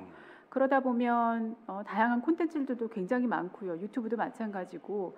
그래서 정보를 접하고 뭐 병원을 찾으면 다행이지만 혼자서 병을 키우시는 분들도 있으실 것 같아요. 그러면 조기 치료 시기를 놓칠 수도 있게 되고요. 우울증의 자가 진단이 혹시 위험할 수 있을까요? 그러니까 이제 흔히 건강 검진을 어디서 받으십니까? 대개는 뭐 병원에 가서 내시경도 하고 피 검사도 하고 하시잖아요. 그래서 그때는 보통은 이제 검사를 하죠. 그래서 당뇨다 그러면 이제 혈당을 확인하시는 거가 이제 정확하게 우리가 당뇨를 알 수 있는 건데, 우울증이나 이제 정신과 질환은 아직까지는 이제 피 한 방울로 알 수 있는 게 제한적이니까 이제 자가 검진 표라는 게 한번 관심을 가지자라는 데는 도움이 되는데 이제 진단을 대체할 수는 없는 것 같습니다. 그래서 미국의 이제 건강검진에 대한 가이드라인 중에서도 우울증 검진을 우울증을 진단 치료 그 다음에 추적 관찰할 수 있는 데서 하라고 권고를 하는 이유가, 그냥 자가 진단만 보고 판단했을 때 위험을 놓칠 가능성이 있다라고 생각해서인 것 같습니다. 그래서 자가 진단을 통해서 한번 인식을 높이고 관심은 가지는 건 좋지만 그 결과만 우리가 생각하기보다는 꼭 정신건강복지센터나 통해서 확인하는 노력이 필요할 것 같습니다. 약은 약사에게 뭐 이런 문구가 갑자기 떠오릅니다. 그죠? 어떤 분들은 술로 우울증을 달래는 분들도 있어요. 특히 남성분들 보면, 중년의 남성분들 보면 많이 보이기도 하는데 이렇게 대체하는 게 왜 독이 될까요, 교수님? 뭐 특히 요즘에 회식 못해서 힘들다. 뭐 이런 분들도 분명히 계실 거고 어느 정도의 술이 그런 조직이나 대인관계를 왜 윤활유가 될 수 있는 건 뭐 다 알고 느끼시겠지만 이제 우울증이 생긴 사람한테 술 사주는 거는 절대 금기입니다.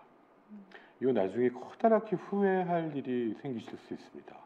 아니라 그러실 거면 그 다음날 아침까지 지키실 수 있으면 그렇게 하셔도 좋습니다. 그리고 수많은 심리부검을 통한 자살 사망 사례에서 전날 그 술을 그 정도 마시지 않았다면 하는 수많은 사례가 있거든요. 그래서 이걸 경험한 분들은 우울한 친구한테 술 사주는 거는 절대 안 된다라는 것은 꼭 기억해 주셨으면 좋겠습니다. 네, 꼭 기억하셔야 될 것 같습니다.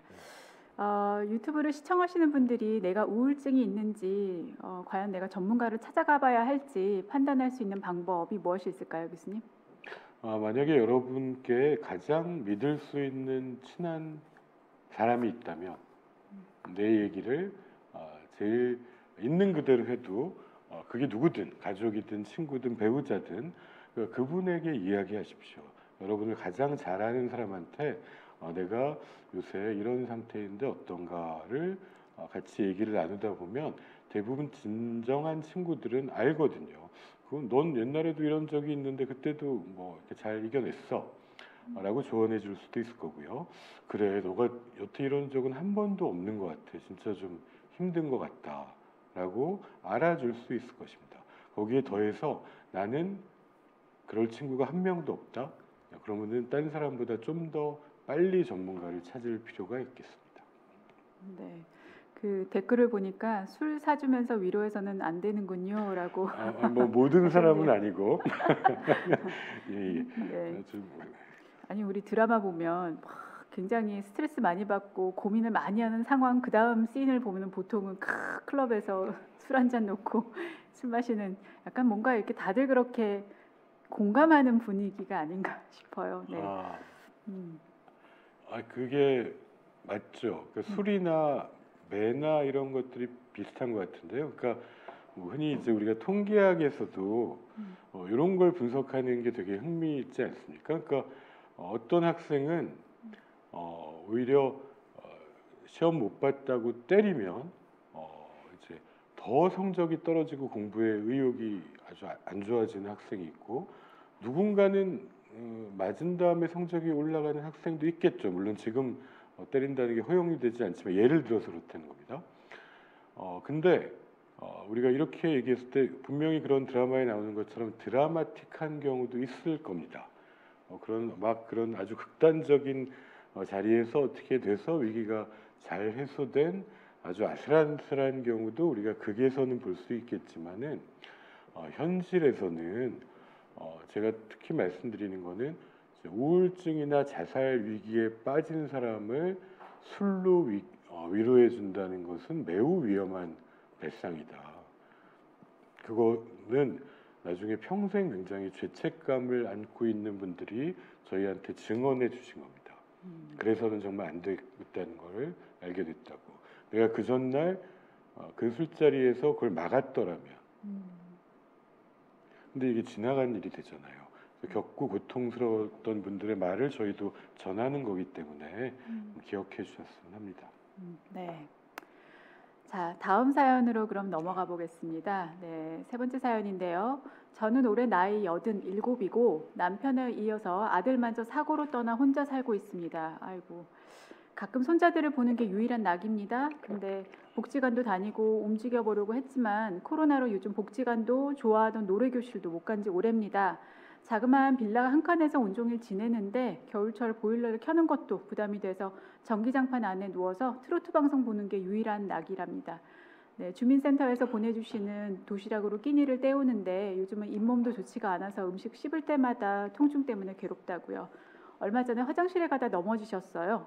엉치를 다치는 바람에 움직이는 게 너무 힘든 상황이라 치과에 가는 건 엄두도 못 내고 있습니다. 통증이 밀려오면 이렇게 살아서 뭐하나 하는 생각에 눈물이 흐릅니다. 또 안타까운 사연이네요. 어떻게 위로를 해드릴 수 있을까요?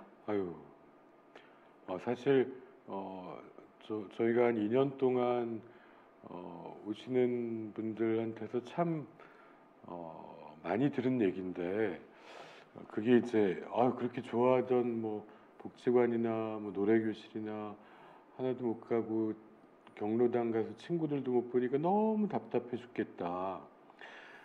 저희가 이제 저는 사실 정신과 의사지만 이번을 계기로 이런 게 치료가 혼자 하는 일이 결코 아니구나. 그 수많은 우리 복지관에 있는 선생님들, 뭐 찾아가는 사회복지사, 뭐 사례관리자, 이 뭐 심지어는 노래교실에 계십니다. 이 여러 사람들이 합쳐서 같이 어떤 공동체에 서로 간의 연결을 만들어 온 건데 이게 무너지니까 특히 이제 그런 일상이 다 깨지니까 너무 힘들고 답답하다는 분들이 많은데 아마 지금 여기서 말씀해 주신 게 제가 특히 마음이 아픈 게 이제 전기장판에 누워서 혼자 있다. 작년 겨울에 어떤 조사가 있었는데 우리나라 독거노인의 평균 집에서 안에 내부 실내 온도가 5도, 7도라 그러더라고요. 너무너무 추운 거죠. 그러니까 전기장판 안에만 계신 거예요. 근데 이렇게 해서 한 3달 지내 보십시오. 그러면은 건강이 안 좋아질 수 없죠. 그러니까 뭐 여기만 해도 지금 난방으로 공기를 덮이시잖아요. 근데 이 독거노인 분들은 그러면 비용이 발생하니까 이불 안에 자기 몸만 따뜻하게 할 전기장판을 쓰고 계신 거거든요. 그러면 집안 온도가 5도가 되고 이거는 결국은 이제 건강을 툭툭툭 떨어뜨리죠.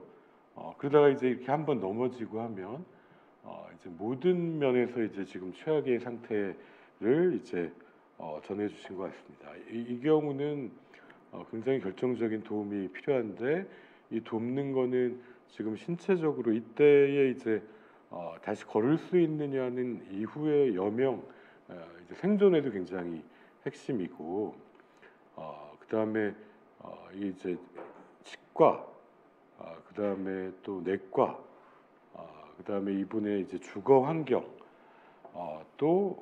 그러면서도 이제 우울까지 정신건강의 문제 여러 가지가 이제 같이 제기되는데 이런 거를 보통 요새 지자체에서는 이제 통합사례회의라고 해서 이런 한 분의 사연을 가지고 다학제 전문가들이 모여서 이제 같이 머리를 맞대는 것 같습니다. 저희도 이제 한국 트라우마 스트레스 학회도 저는 제일 좋은 게 이런 다학제 학회라고 생각되는데 이거는 한 전문가가 해결이 불가능하거든요. 그래서 좀 이분 사연 같은 경우는 여러 분야 전문가가 모여서 좀 머리를 맞대고 도와드려야 될 상황이 아닌가 싶습니다. 네, 실제로 이 이제 사연을 주신 분이 독거노인이시고 또 여러 가지 신체적으로 제한도 돼 있고 또 인간관계를 할 수 있는 그런 상황적인 것도 안 되기 때문에 이런 경우에는 이제 사회복지사가 특히 정신건강 사회복지사가 할 수 있는 일들이 좀 많이 있을 것 같습니다. 네, 사례 관리로도 해드릴 수도 있고 또 말벗드리기라든가 뭐 이런 것도 가능할 수 있고 현재 뭐 떠오른 아이디어긴 하지만 이런 분들을 위해서 거동이 불편하신 독거노인들을 위한 치과인데 움직이는 치과 뭐 이런 거 있죠. 움직이는 재활센터 이런 거가 좀 운영이 된다면 조금 더 수월하게 일상생활을 조금 기능적으로 회복할 수 있게끔 좀 도와드릴 수 있지 않을까 이런 생각도 좀 해봅니다. 네, 다학제 접근이 맞는 것 같습니다. 네, 그러면 다음 사연으로 넘어가도록 하겠습니다. 다음은 디자이너를 꿈꾸고 있다는 어느 학생의 사연입니다. 안녕하세요. 저는 집안 사정이 넉넉하지 못해 틈틈이 아르바이트를 하면서 학비 마련하고 디자이너의 꿈을 키우고 있었어요. 그런데 코로나가 터지면서 아르바이트도 할 수 없었고 서로 예민해져서 남자친구와도 헤어지게 되었습니다. 혼자 보내게 된 생일날이었는데요. 우연히 인터넷에서 한 연예인이 제 생일 전날 숨진 채 발견됐다는 소식을 듣고 저렇게 성공한 사람도 세상을 떠나는데 나는 살아서 뭐하나 하는 생각이 들었답니다. 이런 생각하는 것 자체가 위험한 건가요? 라고 물어보셨어요. 교수님. 뭐 사실 지금 또 이제 학생의 사연으로서 또 저희가 많이 듣게 되는 참 마음 아픈 상황인 것 같습니다. 저도 어느 날 하여튼 일도 잃었다, 뭐 아르바이트도 잃었다. 사실 코로나 이후에 가장 먼저 이제 비정규직 또 휴먼 서비스에 종사하는 분들이 타격이 컸기 때문에 알바 자리라든지 그런 것에 영향을 받은 데다가 더구나 어떤 이제 이성 친구하고도 헤어지고 더 외로운 상태에서 이제 특히 이제 저희가 참 이 연예인 자살이라는 것은 뭐 우리나라뿐만이 아니라 세계 여러 나라에서 이제 베르테르 효과라는 이름으로 특히 젊은 연령층에 영향을 주는데, 아니 그게 뭐 나랑 상관없는 사람이 자살로 사망한 게 무슨 영향을 주겠냐라는 마음이 드실 수도 있습니다. 근데 지금 아까 맨 처음에 자살을 생각하는 사람이 13.6%라고 정신건강 실태조사 보셨잖아요. 그 뉴스가 나온 날 그 13.6%의 사람들이 그걸 보는 거죠. 그분들의 마음에 어떤 영향을 줄 수 있겠습니까? 그래서 첫 번째로는 사실 그 기사의 워딩 하나가, 또 자살 수단에 대한 묘사의 글귀 하나가 치명적일 수 있다. 그래서 이제 언론의 기사가 더 많은 사람의 생명에 영향을 준다라는 점에서 이제 언론의 노력과 이걸 지원하는 시스템도 중요하고요. 특히 거기에 영향받는 게 이제 10대, 20대가 더 영향을 받게 됩니다. 그렇기 때문에 주변에 만약에 그럴 만한 분이 이제 주변에 계시다면 최근에도 이제 그런 안타까운 일들이 또 발생해 왔는데요. 더욱 관심이 필요한 시기가 아닌가 싶습니다. 연예인이나 유명인들은 공인이기도 하고 또 많은 분들한테 뭔가 롤 모델이라든가 선망의 대상이 되기도 하기 때문에 그런 내가 생각하는 굉장히 어떤 나한테 자리 잡은 큰 사람이 그런 극단적인 선택을 했다라는 거가 굉장히 그 심리적인 충격을 줄 수도 있을 것 같아요. 방금 백종호 교수님 말씀하셨지만 특히 이제 10대, 20대 초반의 그 젊은 그 청년들은 또 뭔가 이렇게 좀 더 성숙한 사고를 하기가 아직은 조금 부족한 상태라고 보면 또 더더욱 더 흔들릴 수 있는 상황이라고 생각을 합니다. 네, 그 최근 눈에 띄는 위험 신호를 보면은 이제 20, 30대 젊은 여성들에게서 극단적인 선택이 늘고 있다는 건데 중앙 자살예방센터 잠정치 통계를 보니까 2020년도 1월부터 6월 사이에 극단적인 선택이 지난해보다 7.1%가 늘었다고 합니다. 원인을 알아야 저희 해결책도 좀 찾을 수 있을 것 같은데요. 이 20, 30대 여성의 극단적인 선택이 늘고 있는 이유가 뭐라고 생각하십니까? 그리고 어떤 노력들을 저희가 해야 될까요? 예. 다행히 지금 우리가 이제 코로나 이후에 2020년 그리고 21년 잠정치는 평소보다는 조금 줄었습니다. 한 4.4%가 결과적으로는 줄었는데 지금 송 교수님 말씀처럼 이제 여성은 늘었거든요. 그리고 이제 청년이 늘고요. 그래서 이건 어떤 일일까? 남성은 줄었는데 물론 이제 자살 사망자는 또 남성이 2배 많기 때문에 그리고 모든 연령별로 다 1등이 다 있습니다. 자살률은 노인이 제일 많고 사망자 숫자는 40, 50대 중장년이 많고 자살이 사망률의 원인의 1위인 거는 또 10대, 20대, 30대니까 모든 연령의 문제라고 생각되는데요.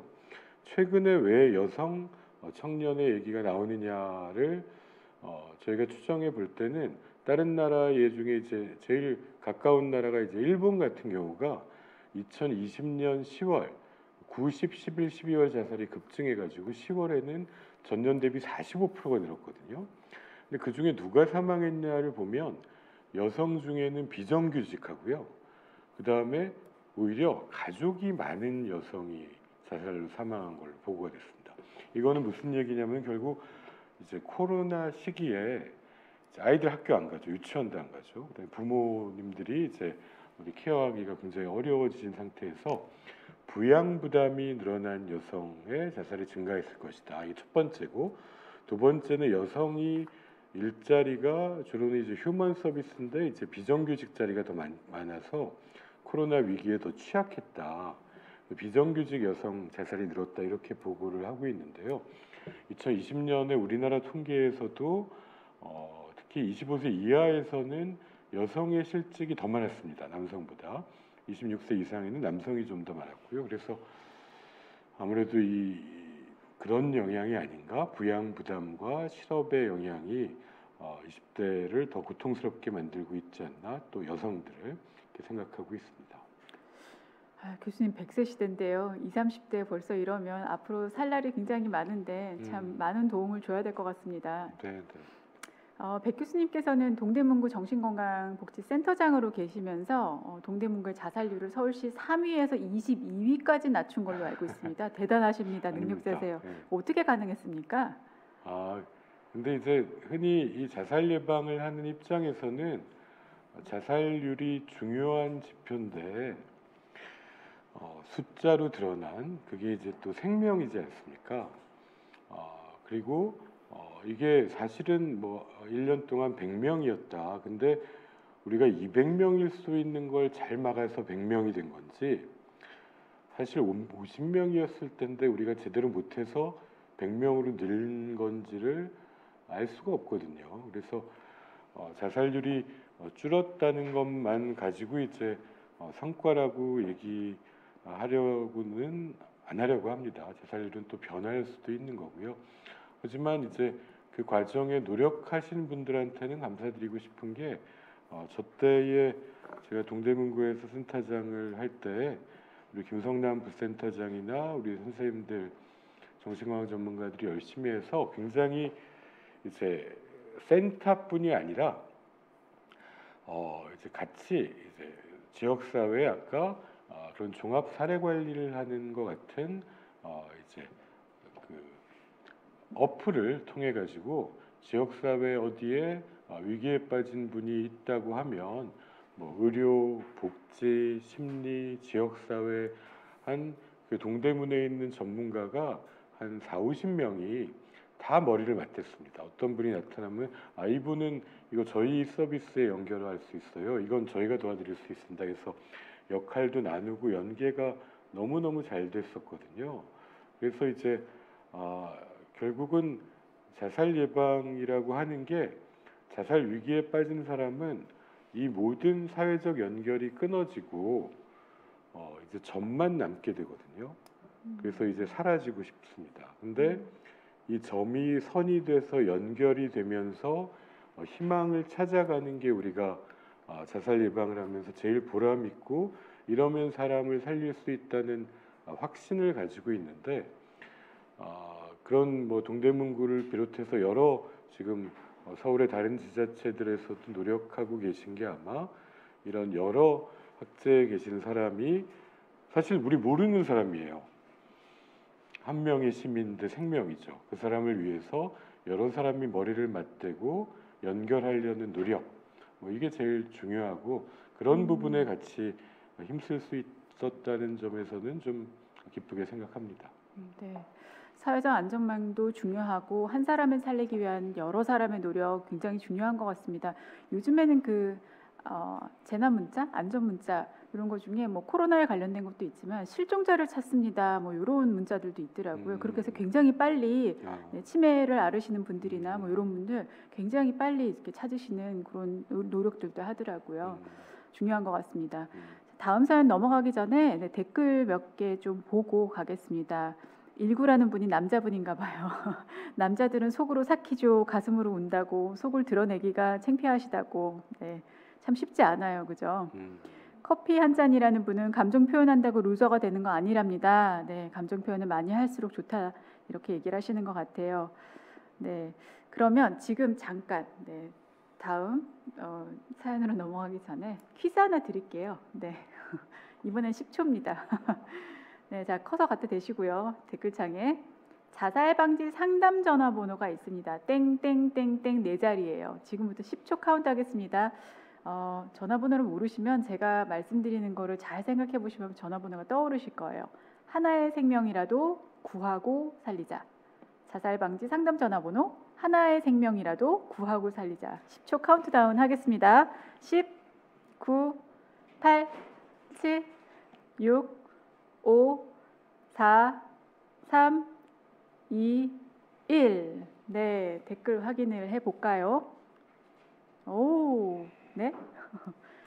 뽀글이라는 분이 1339 전화번호 주셨습니다. 이거 아닌데. 이거 어디죠, 교수님? 비슷했는데 1393입니다. 네, 1393입니다.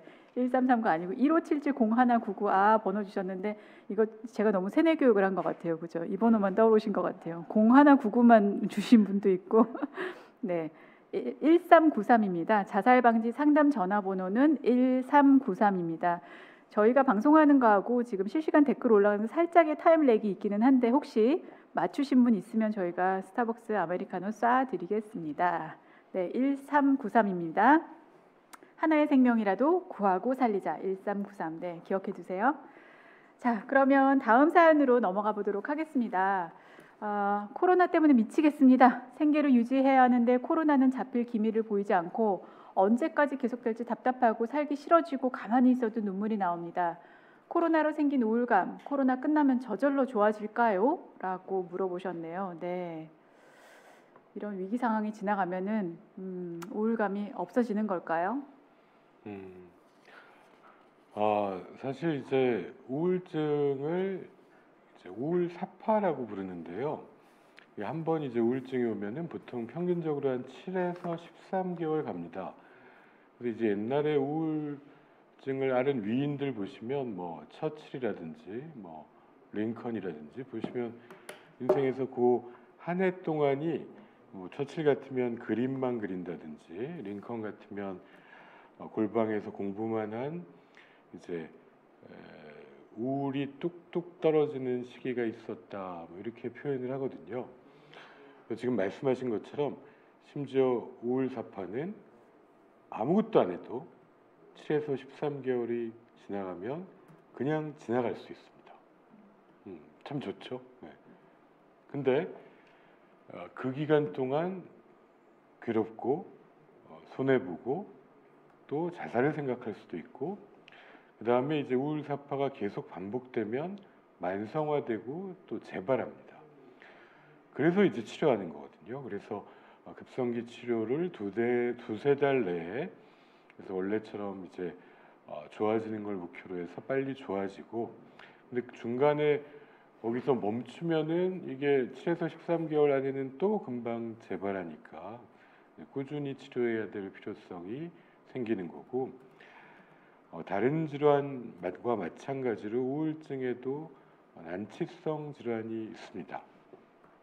그래서 이런 분들은 좀 더 특별한 다양한 것들이 필요하게 되는데 지금 코로나 때문에 2년간 너무 지쳐서 내가 우울하시다면 그래서 정말 울고 싶은 심정이시라면은 그럴 때 만약 같이 울 수 있는 사람이 내 주변에 있다면 나는 참 정말 다행스러우실 텐데 그렇지 못하다면 또는 아무도 없고 나 혼자 있는 것 같다면 그리고 이게 끝나지 않을 것 같다고 느껴진다면 그때가 거꾸로 이제 같이 도움을 요청하고 해결을 위한 도움을 요청할 시기가 아닌가 또 생각됩니다.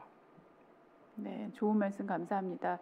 그리고 앞서서 얘기하셨는데요. 그 2년 동안 12kg 빼신 분, 네, 최고의 성형을 하신 분, 다이어트로 그런 방법들도 있을 것 같아요. 몸을 좀 움직이면서 뇌를 좀 더 건강하게 하고 이런 루틴을 좀 잡아보시는 것도 좋을 것 같아요.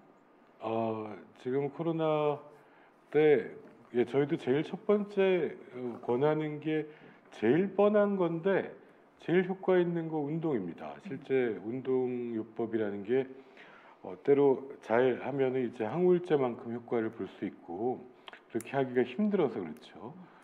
그래서 운동이 제일 이제 효과적이고 그 다음에 또 이제 일상의 루틴을 이제 계속 유지하시는 거죠. 자고 먹고 이게 기본이 돼야 되는 거에 플러스해서 정말 다양한 방법들이 있으시더라고요. 예를 들어 IT 전문가들은 저 그런 분들한테 여러 번 얘기 들었는데 하드 디스크 정리하기가 그렇게 재밌대요.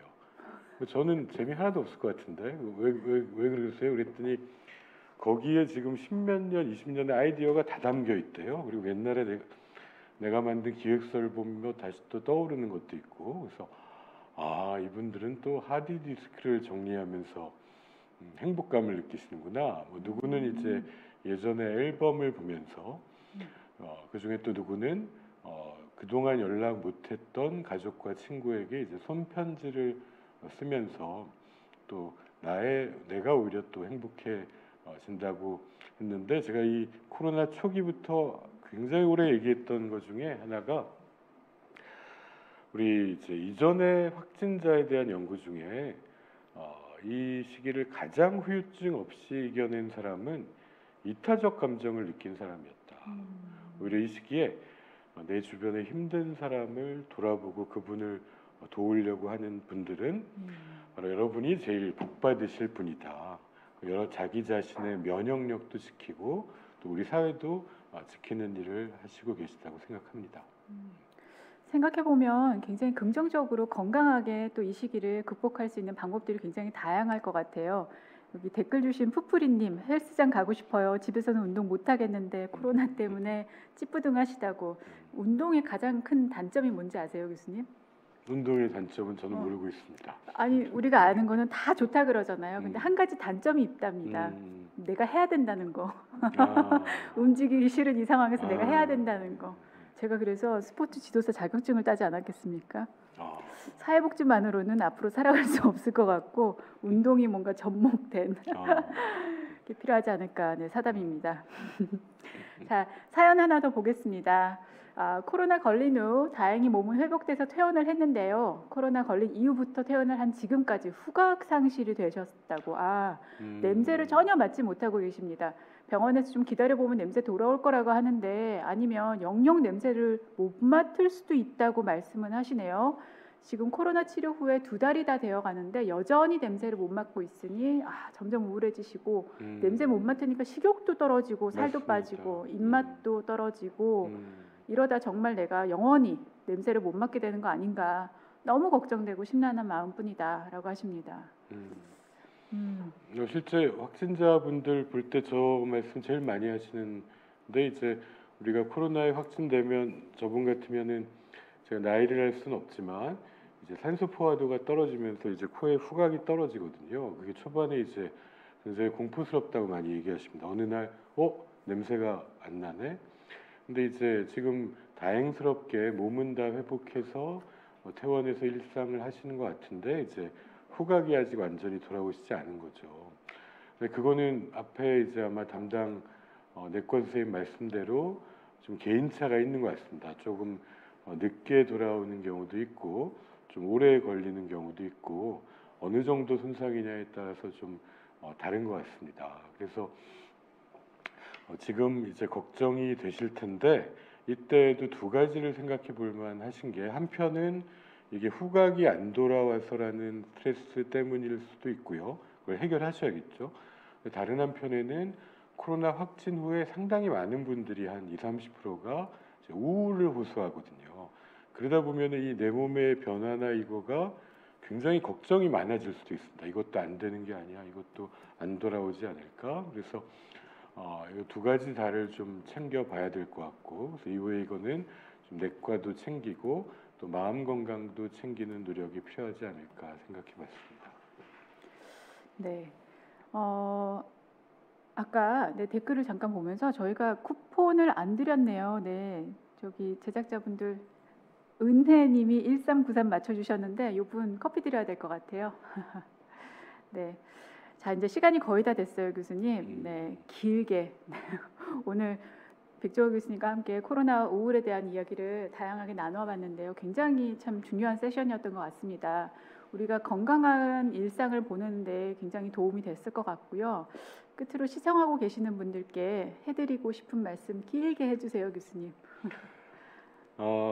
사실 이런 자리에 오셔서 이제 댓글도 달아주시고 관심을 가져주시는 분들은 보면 되게 다 건강하시더라고요. 또 그만큼 관심을 가지고 또 정확한 정보를 알려고 노력하시는 분들이기 때문에 이럴 때 꼭 권해드리고 싶은 건, 지금 여러분처럼 또 잘 이겨내신 분들이 이제 주변에 아프고 힘든 사람이 없는지 한편 이제 보아주셔야 될 이제 시점이 된 것 같다라고 생각이 됩니다. 왜냐하면은 저희가 지금 2년간 자살이 늘지 않았다. 근데 이게 사실 일본만 좀 작년에 늘었고요. 세계적으로도 는 나라가 많지 않습니다. 그래서 이거를 어떻게 설명하느냐를 저희도 찾아보다 보니까 되게 비슷한 결론입니다. 이게 뭐 호주의 뭐 블랙독 연구소든 또 미국에서든 한국에서나 코로나로 이렇게 힘들어졌는데 왜 자살이 안 늘었을까? 이 재난 상황에서 우리가 오히려 자, 다 같이 힘들구나. 우리 같이 이걸 이겨내보자. 또 서로를 응원하고 지지하고 이럴 때 괜찮더라는 거죠. 근데 오히려 정말 힘든 시기는 그게 언제인지 저도 잘 모르겠지만 이제 모든 대처할 수 있는 자원이 소진된 분들이 더 이상 견딜 힘이 없거나 아니면 남들은 다 행복하고 괜찮은 것 같은데 나만 혼자인 것 같아. 나만 안 좋은 것 같아. 그런 이제 상대적 박탈감에 빠지는 시기가 아닐까 또 생각하게 됩니다. 근데 이제 이거를 헤쳐나가는 힘이 이전에 대가족 사회와 지금은 이제 달라졌기 때문에 우리가 이제 한편은 가족의 이름으로 또 가족이 아니라면 그게 직장이든 지역사회든 또 새로운 형태의 가족이라는 이름으로 서로가 이제 연결되어야 된다. 그럴 수 있을 때 우리가 그동안 또 잘 이겨내 왔듯이 앞으로 코로나가 가져온 위기도 잘 이겨내고 또 우리 사회가 지금 이 핵가족화와 산업화와 함께 가지게 된 위기의 시기도 잘 넘기고 좀 더 이렇게 발전된 한 단계 나아진 안전한 나라에서 살 수 있지 않을까 또 기대해 보게 됩니다. 예, 오늘 경청해 주셔서 감사드리고요. 또 따뜻하게 진행해 주신 손전주 교수님 고맙습니다. 네, 교수님 끝내려고 그랬는데요. 또 긴급하게 사연이 하나 들어왔어요. 네. 저희가 실시간으로 하다 보니까 네. 꼭 읽어달라는 사연이 하나 있어서 일단 네, 공유를 좀 할까 합니다. 근데 방금 전에 상대적 박탈감 얘기하셨는데 저 굉장히 중요한 키워드라고 생각을 해요. 요즘에 그 워낙 SNS를 많이 하다 보니까 뭐 인스타라든가 페이스북 이런 데서 남들은 다 잘 사는 것 같은데 남들은 굉장히 뭐 좋은 명품에 굉장히 이쁘게 늘씬하게 잘 사는 것 같은데 나만 못 사는 것 같은 그런 생각을 하시는 분들이 많은 것 같아요. 그래서 말씀하신 것처럼 그런데 뭐 좀 시간을 좀 제한하시고 자기만의 시간을 만드셔가지고 조금 생산적인 일에 좀 몰두해 보시는 것도 괜찮을 것 같아요. 그러면 마지막 추가 사연 읽어드리고 교수님 말씀 듣고 그리고 오늘 마치도록 하겠습니다. 자, 저는 28살 여성입니다. 코로나로 인해서 동생과 붙어 지낸 지도 6개월 정도 되어 갑니다. 저는 대인기피증으로 인해서 취업 의욕이 있었으나 사람에 대한 불신과 상처로 취업조차 도전하지 못하고 있는 상황인데 이런 제가 한심해 보였는지 동생은 저만 보면 욕하고 언어 폭력이 심합니다. 게다가 저희 엄마는 동생이 예민해지니까 너가 이해하라고 하는데 정말 속 터지고 답답합니다. 부모님은 동생만 챙기고 저를 하대하고 하십니다. 제가 잘한 건 아니지만 제 자존심까지 무너뜨리고 자식 하나 힘든 것도 몰라주시는데 그나마 있던 제 친구들도 다 떠나가고 할까 겁도 납니다. 저는 지금까지도 동생에게 맞을까봐 심한 말 들어서 울까봐 걱정이에요. 이럴 때 어떻게 해야 되나요? 정말 제 자신을 원망해야 하는지 아니면 저라도 제 자신을 잡고 버텨야 하는지 걱정입니다. 정말 힘들어요. 네, 마지막 사연입니다. 아유, 좀 많이 힘드셨겠습니다. 일단 폭력은 안 되겠죠. 이제 그게 가족이지만 맞을 걸 걱정하거나 이제 욕설을 하는 상황이라면 욕설도 이제 언어적 폭력이기 때문에 이거는 이제 어머님 입장에서는 동생도 뭐가 지금 힌트로는 뭐가 안 풀리고 예민해져 있으니까 이해해라라고 하지만 소통의 방식으로 폭력이 지속되는 거는 이게 중단될 필요가 있습니다. 이건 어머님이 에게나 다른 가족에게 본인이 좀 분명히 자기 주장을 할 필요가 있고 자기 주장을 하는 것이 어렵다면은 그거야말로 좀 전문가의 도움이 필요할 수 있을 것 같고요. 동생도 혹시나 저런 행동을 하는 데에 어떤 정신 건강에 문제가 있는 건지 이런 것도 함께 이제 살펴볼 필요는 있다고 생각합니다. 근데 또 그런 상태에서 사실 좋은 방법 중에 하나는 독립이죠. 내가 경제적 독립, 그래서 공간의 독립을 이뤄서 가족과의 거리를 조절하고 내 길을 가겠다. 또 이렇게 하면 또 해결할 수 있는데 지금 아마 대인 기피 등등으로 인해서 좀 쉽지 않은 상황 때문에 더 어렵지 않으신가 싶습니다. 그래서 이 시기에 하여간 저런 식으로 이제 가족 간의 갈등이 준 가정도 있지만 분명히 늘어난 부분이 있습니다. 그때 서로 간에 이게 선을 지켜야 되는 건 중요하고요. 사실 이 시기에 저는 대인기피증이 있는 친구들이 득본 면도 있습니다. 많이 졸업했습니다. 왜냐하면 학교를 안 가고도 이제 수업을 듣고 공부할 수 있어가지고 이때 졸업을 할 수 있었던 친구들도 많은데 이 친구들이 요즘엔 이제 고민이 그래서 내가 잘할 수 있는 것도 알았다. 그래서 나한테 맞는 그렇게 대인관계가 부담스럽지 않은 직업을 찾기 위해서 또 노력하는 것들을 같이 나누고 있습니다. 그래서 이 문제가 지금 가족 문제, 내 문제가 같이 얽혀져 있는데요. 그래서 이제 한편은 그 대인기피증 때문에 이건 내가 아픈 거니까 아픈 거를 해결하는 거. 그 다음에 가족 내에서 최소한의 서로 간에 지켜야 될 선을 확립하는 거에는 내 주장이 필요하니까 주장을 근데 잘 못하겠다면 도움을 받아야겠다는 거. 그 다음에 사실은 나머지 사람도 가족 역동이라는 측면에서 뭔가 지금 다 각자의 아픔이 있을 수 있다는 거를 또 찾아볼 수 있으면 더욱 좋겠다라는 생각은 듭니다. 예, 감사합니다. 네, 좋은 말씀 감사합니다. 물리적인 거리, 또 심리적인 거리, 경계선을 긋고 또 단호하게 뭔가 주장할 수 있는 거 굉장히 중요한 것 같습니다. 저희 코안심 TV에서는 계속해서 여러분들의 사연을 기다리고 있는데요. 코로나19로 인한 여러분들의 다양한 고민과 사연을 지금 아래 자막으로 나가고 있는 radio @docdoc.co.kr로 보내주시기 바랍니다. 소개되신 분들께는 커피 쿠폰도 보내드리고 있으니까 많은 참여 부탁드립니다. 네, 실시간 참여도 부탁드립니다. 오늘 긴 시간 함께해 주신 백종호 교수님 정말 감사합니다. 예, 고맙습니다. 네. 내일은 국가 트라우마 센터 신민영 부장님을 모시고 감염병 심리 스트레스와 극복 방안이라는 주제로 이야기 나누겠습니다. 내일 오후 2시에 여러분들의 코로나19 심리 방역에 앞장설 수 있도록 더 유익한 내용으로 찾아뵙겠습니다. 시청해 주신 여러분 모두 감사합니다.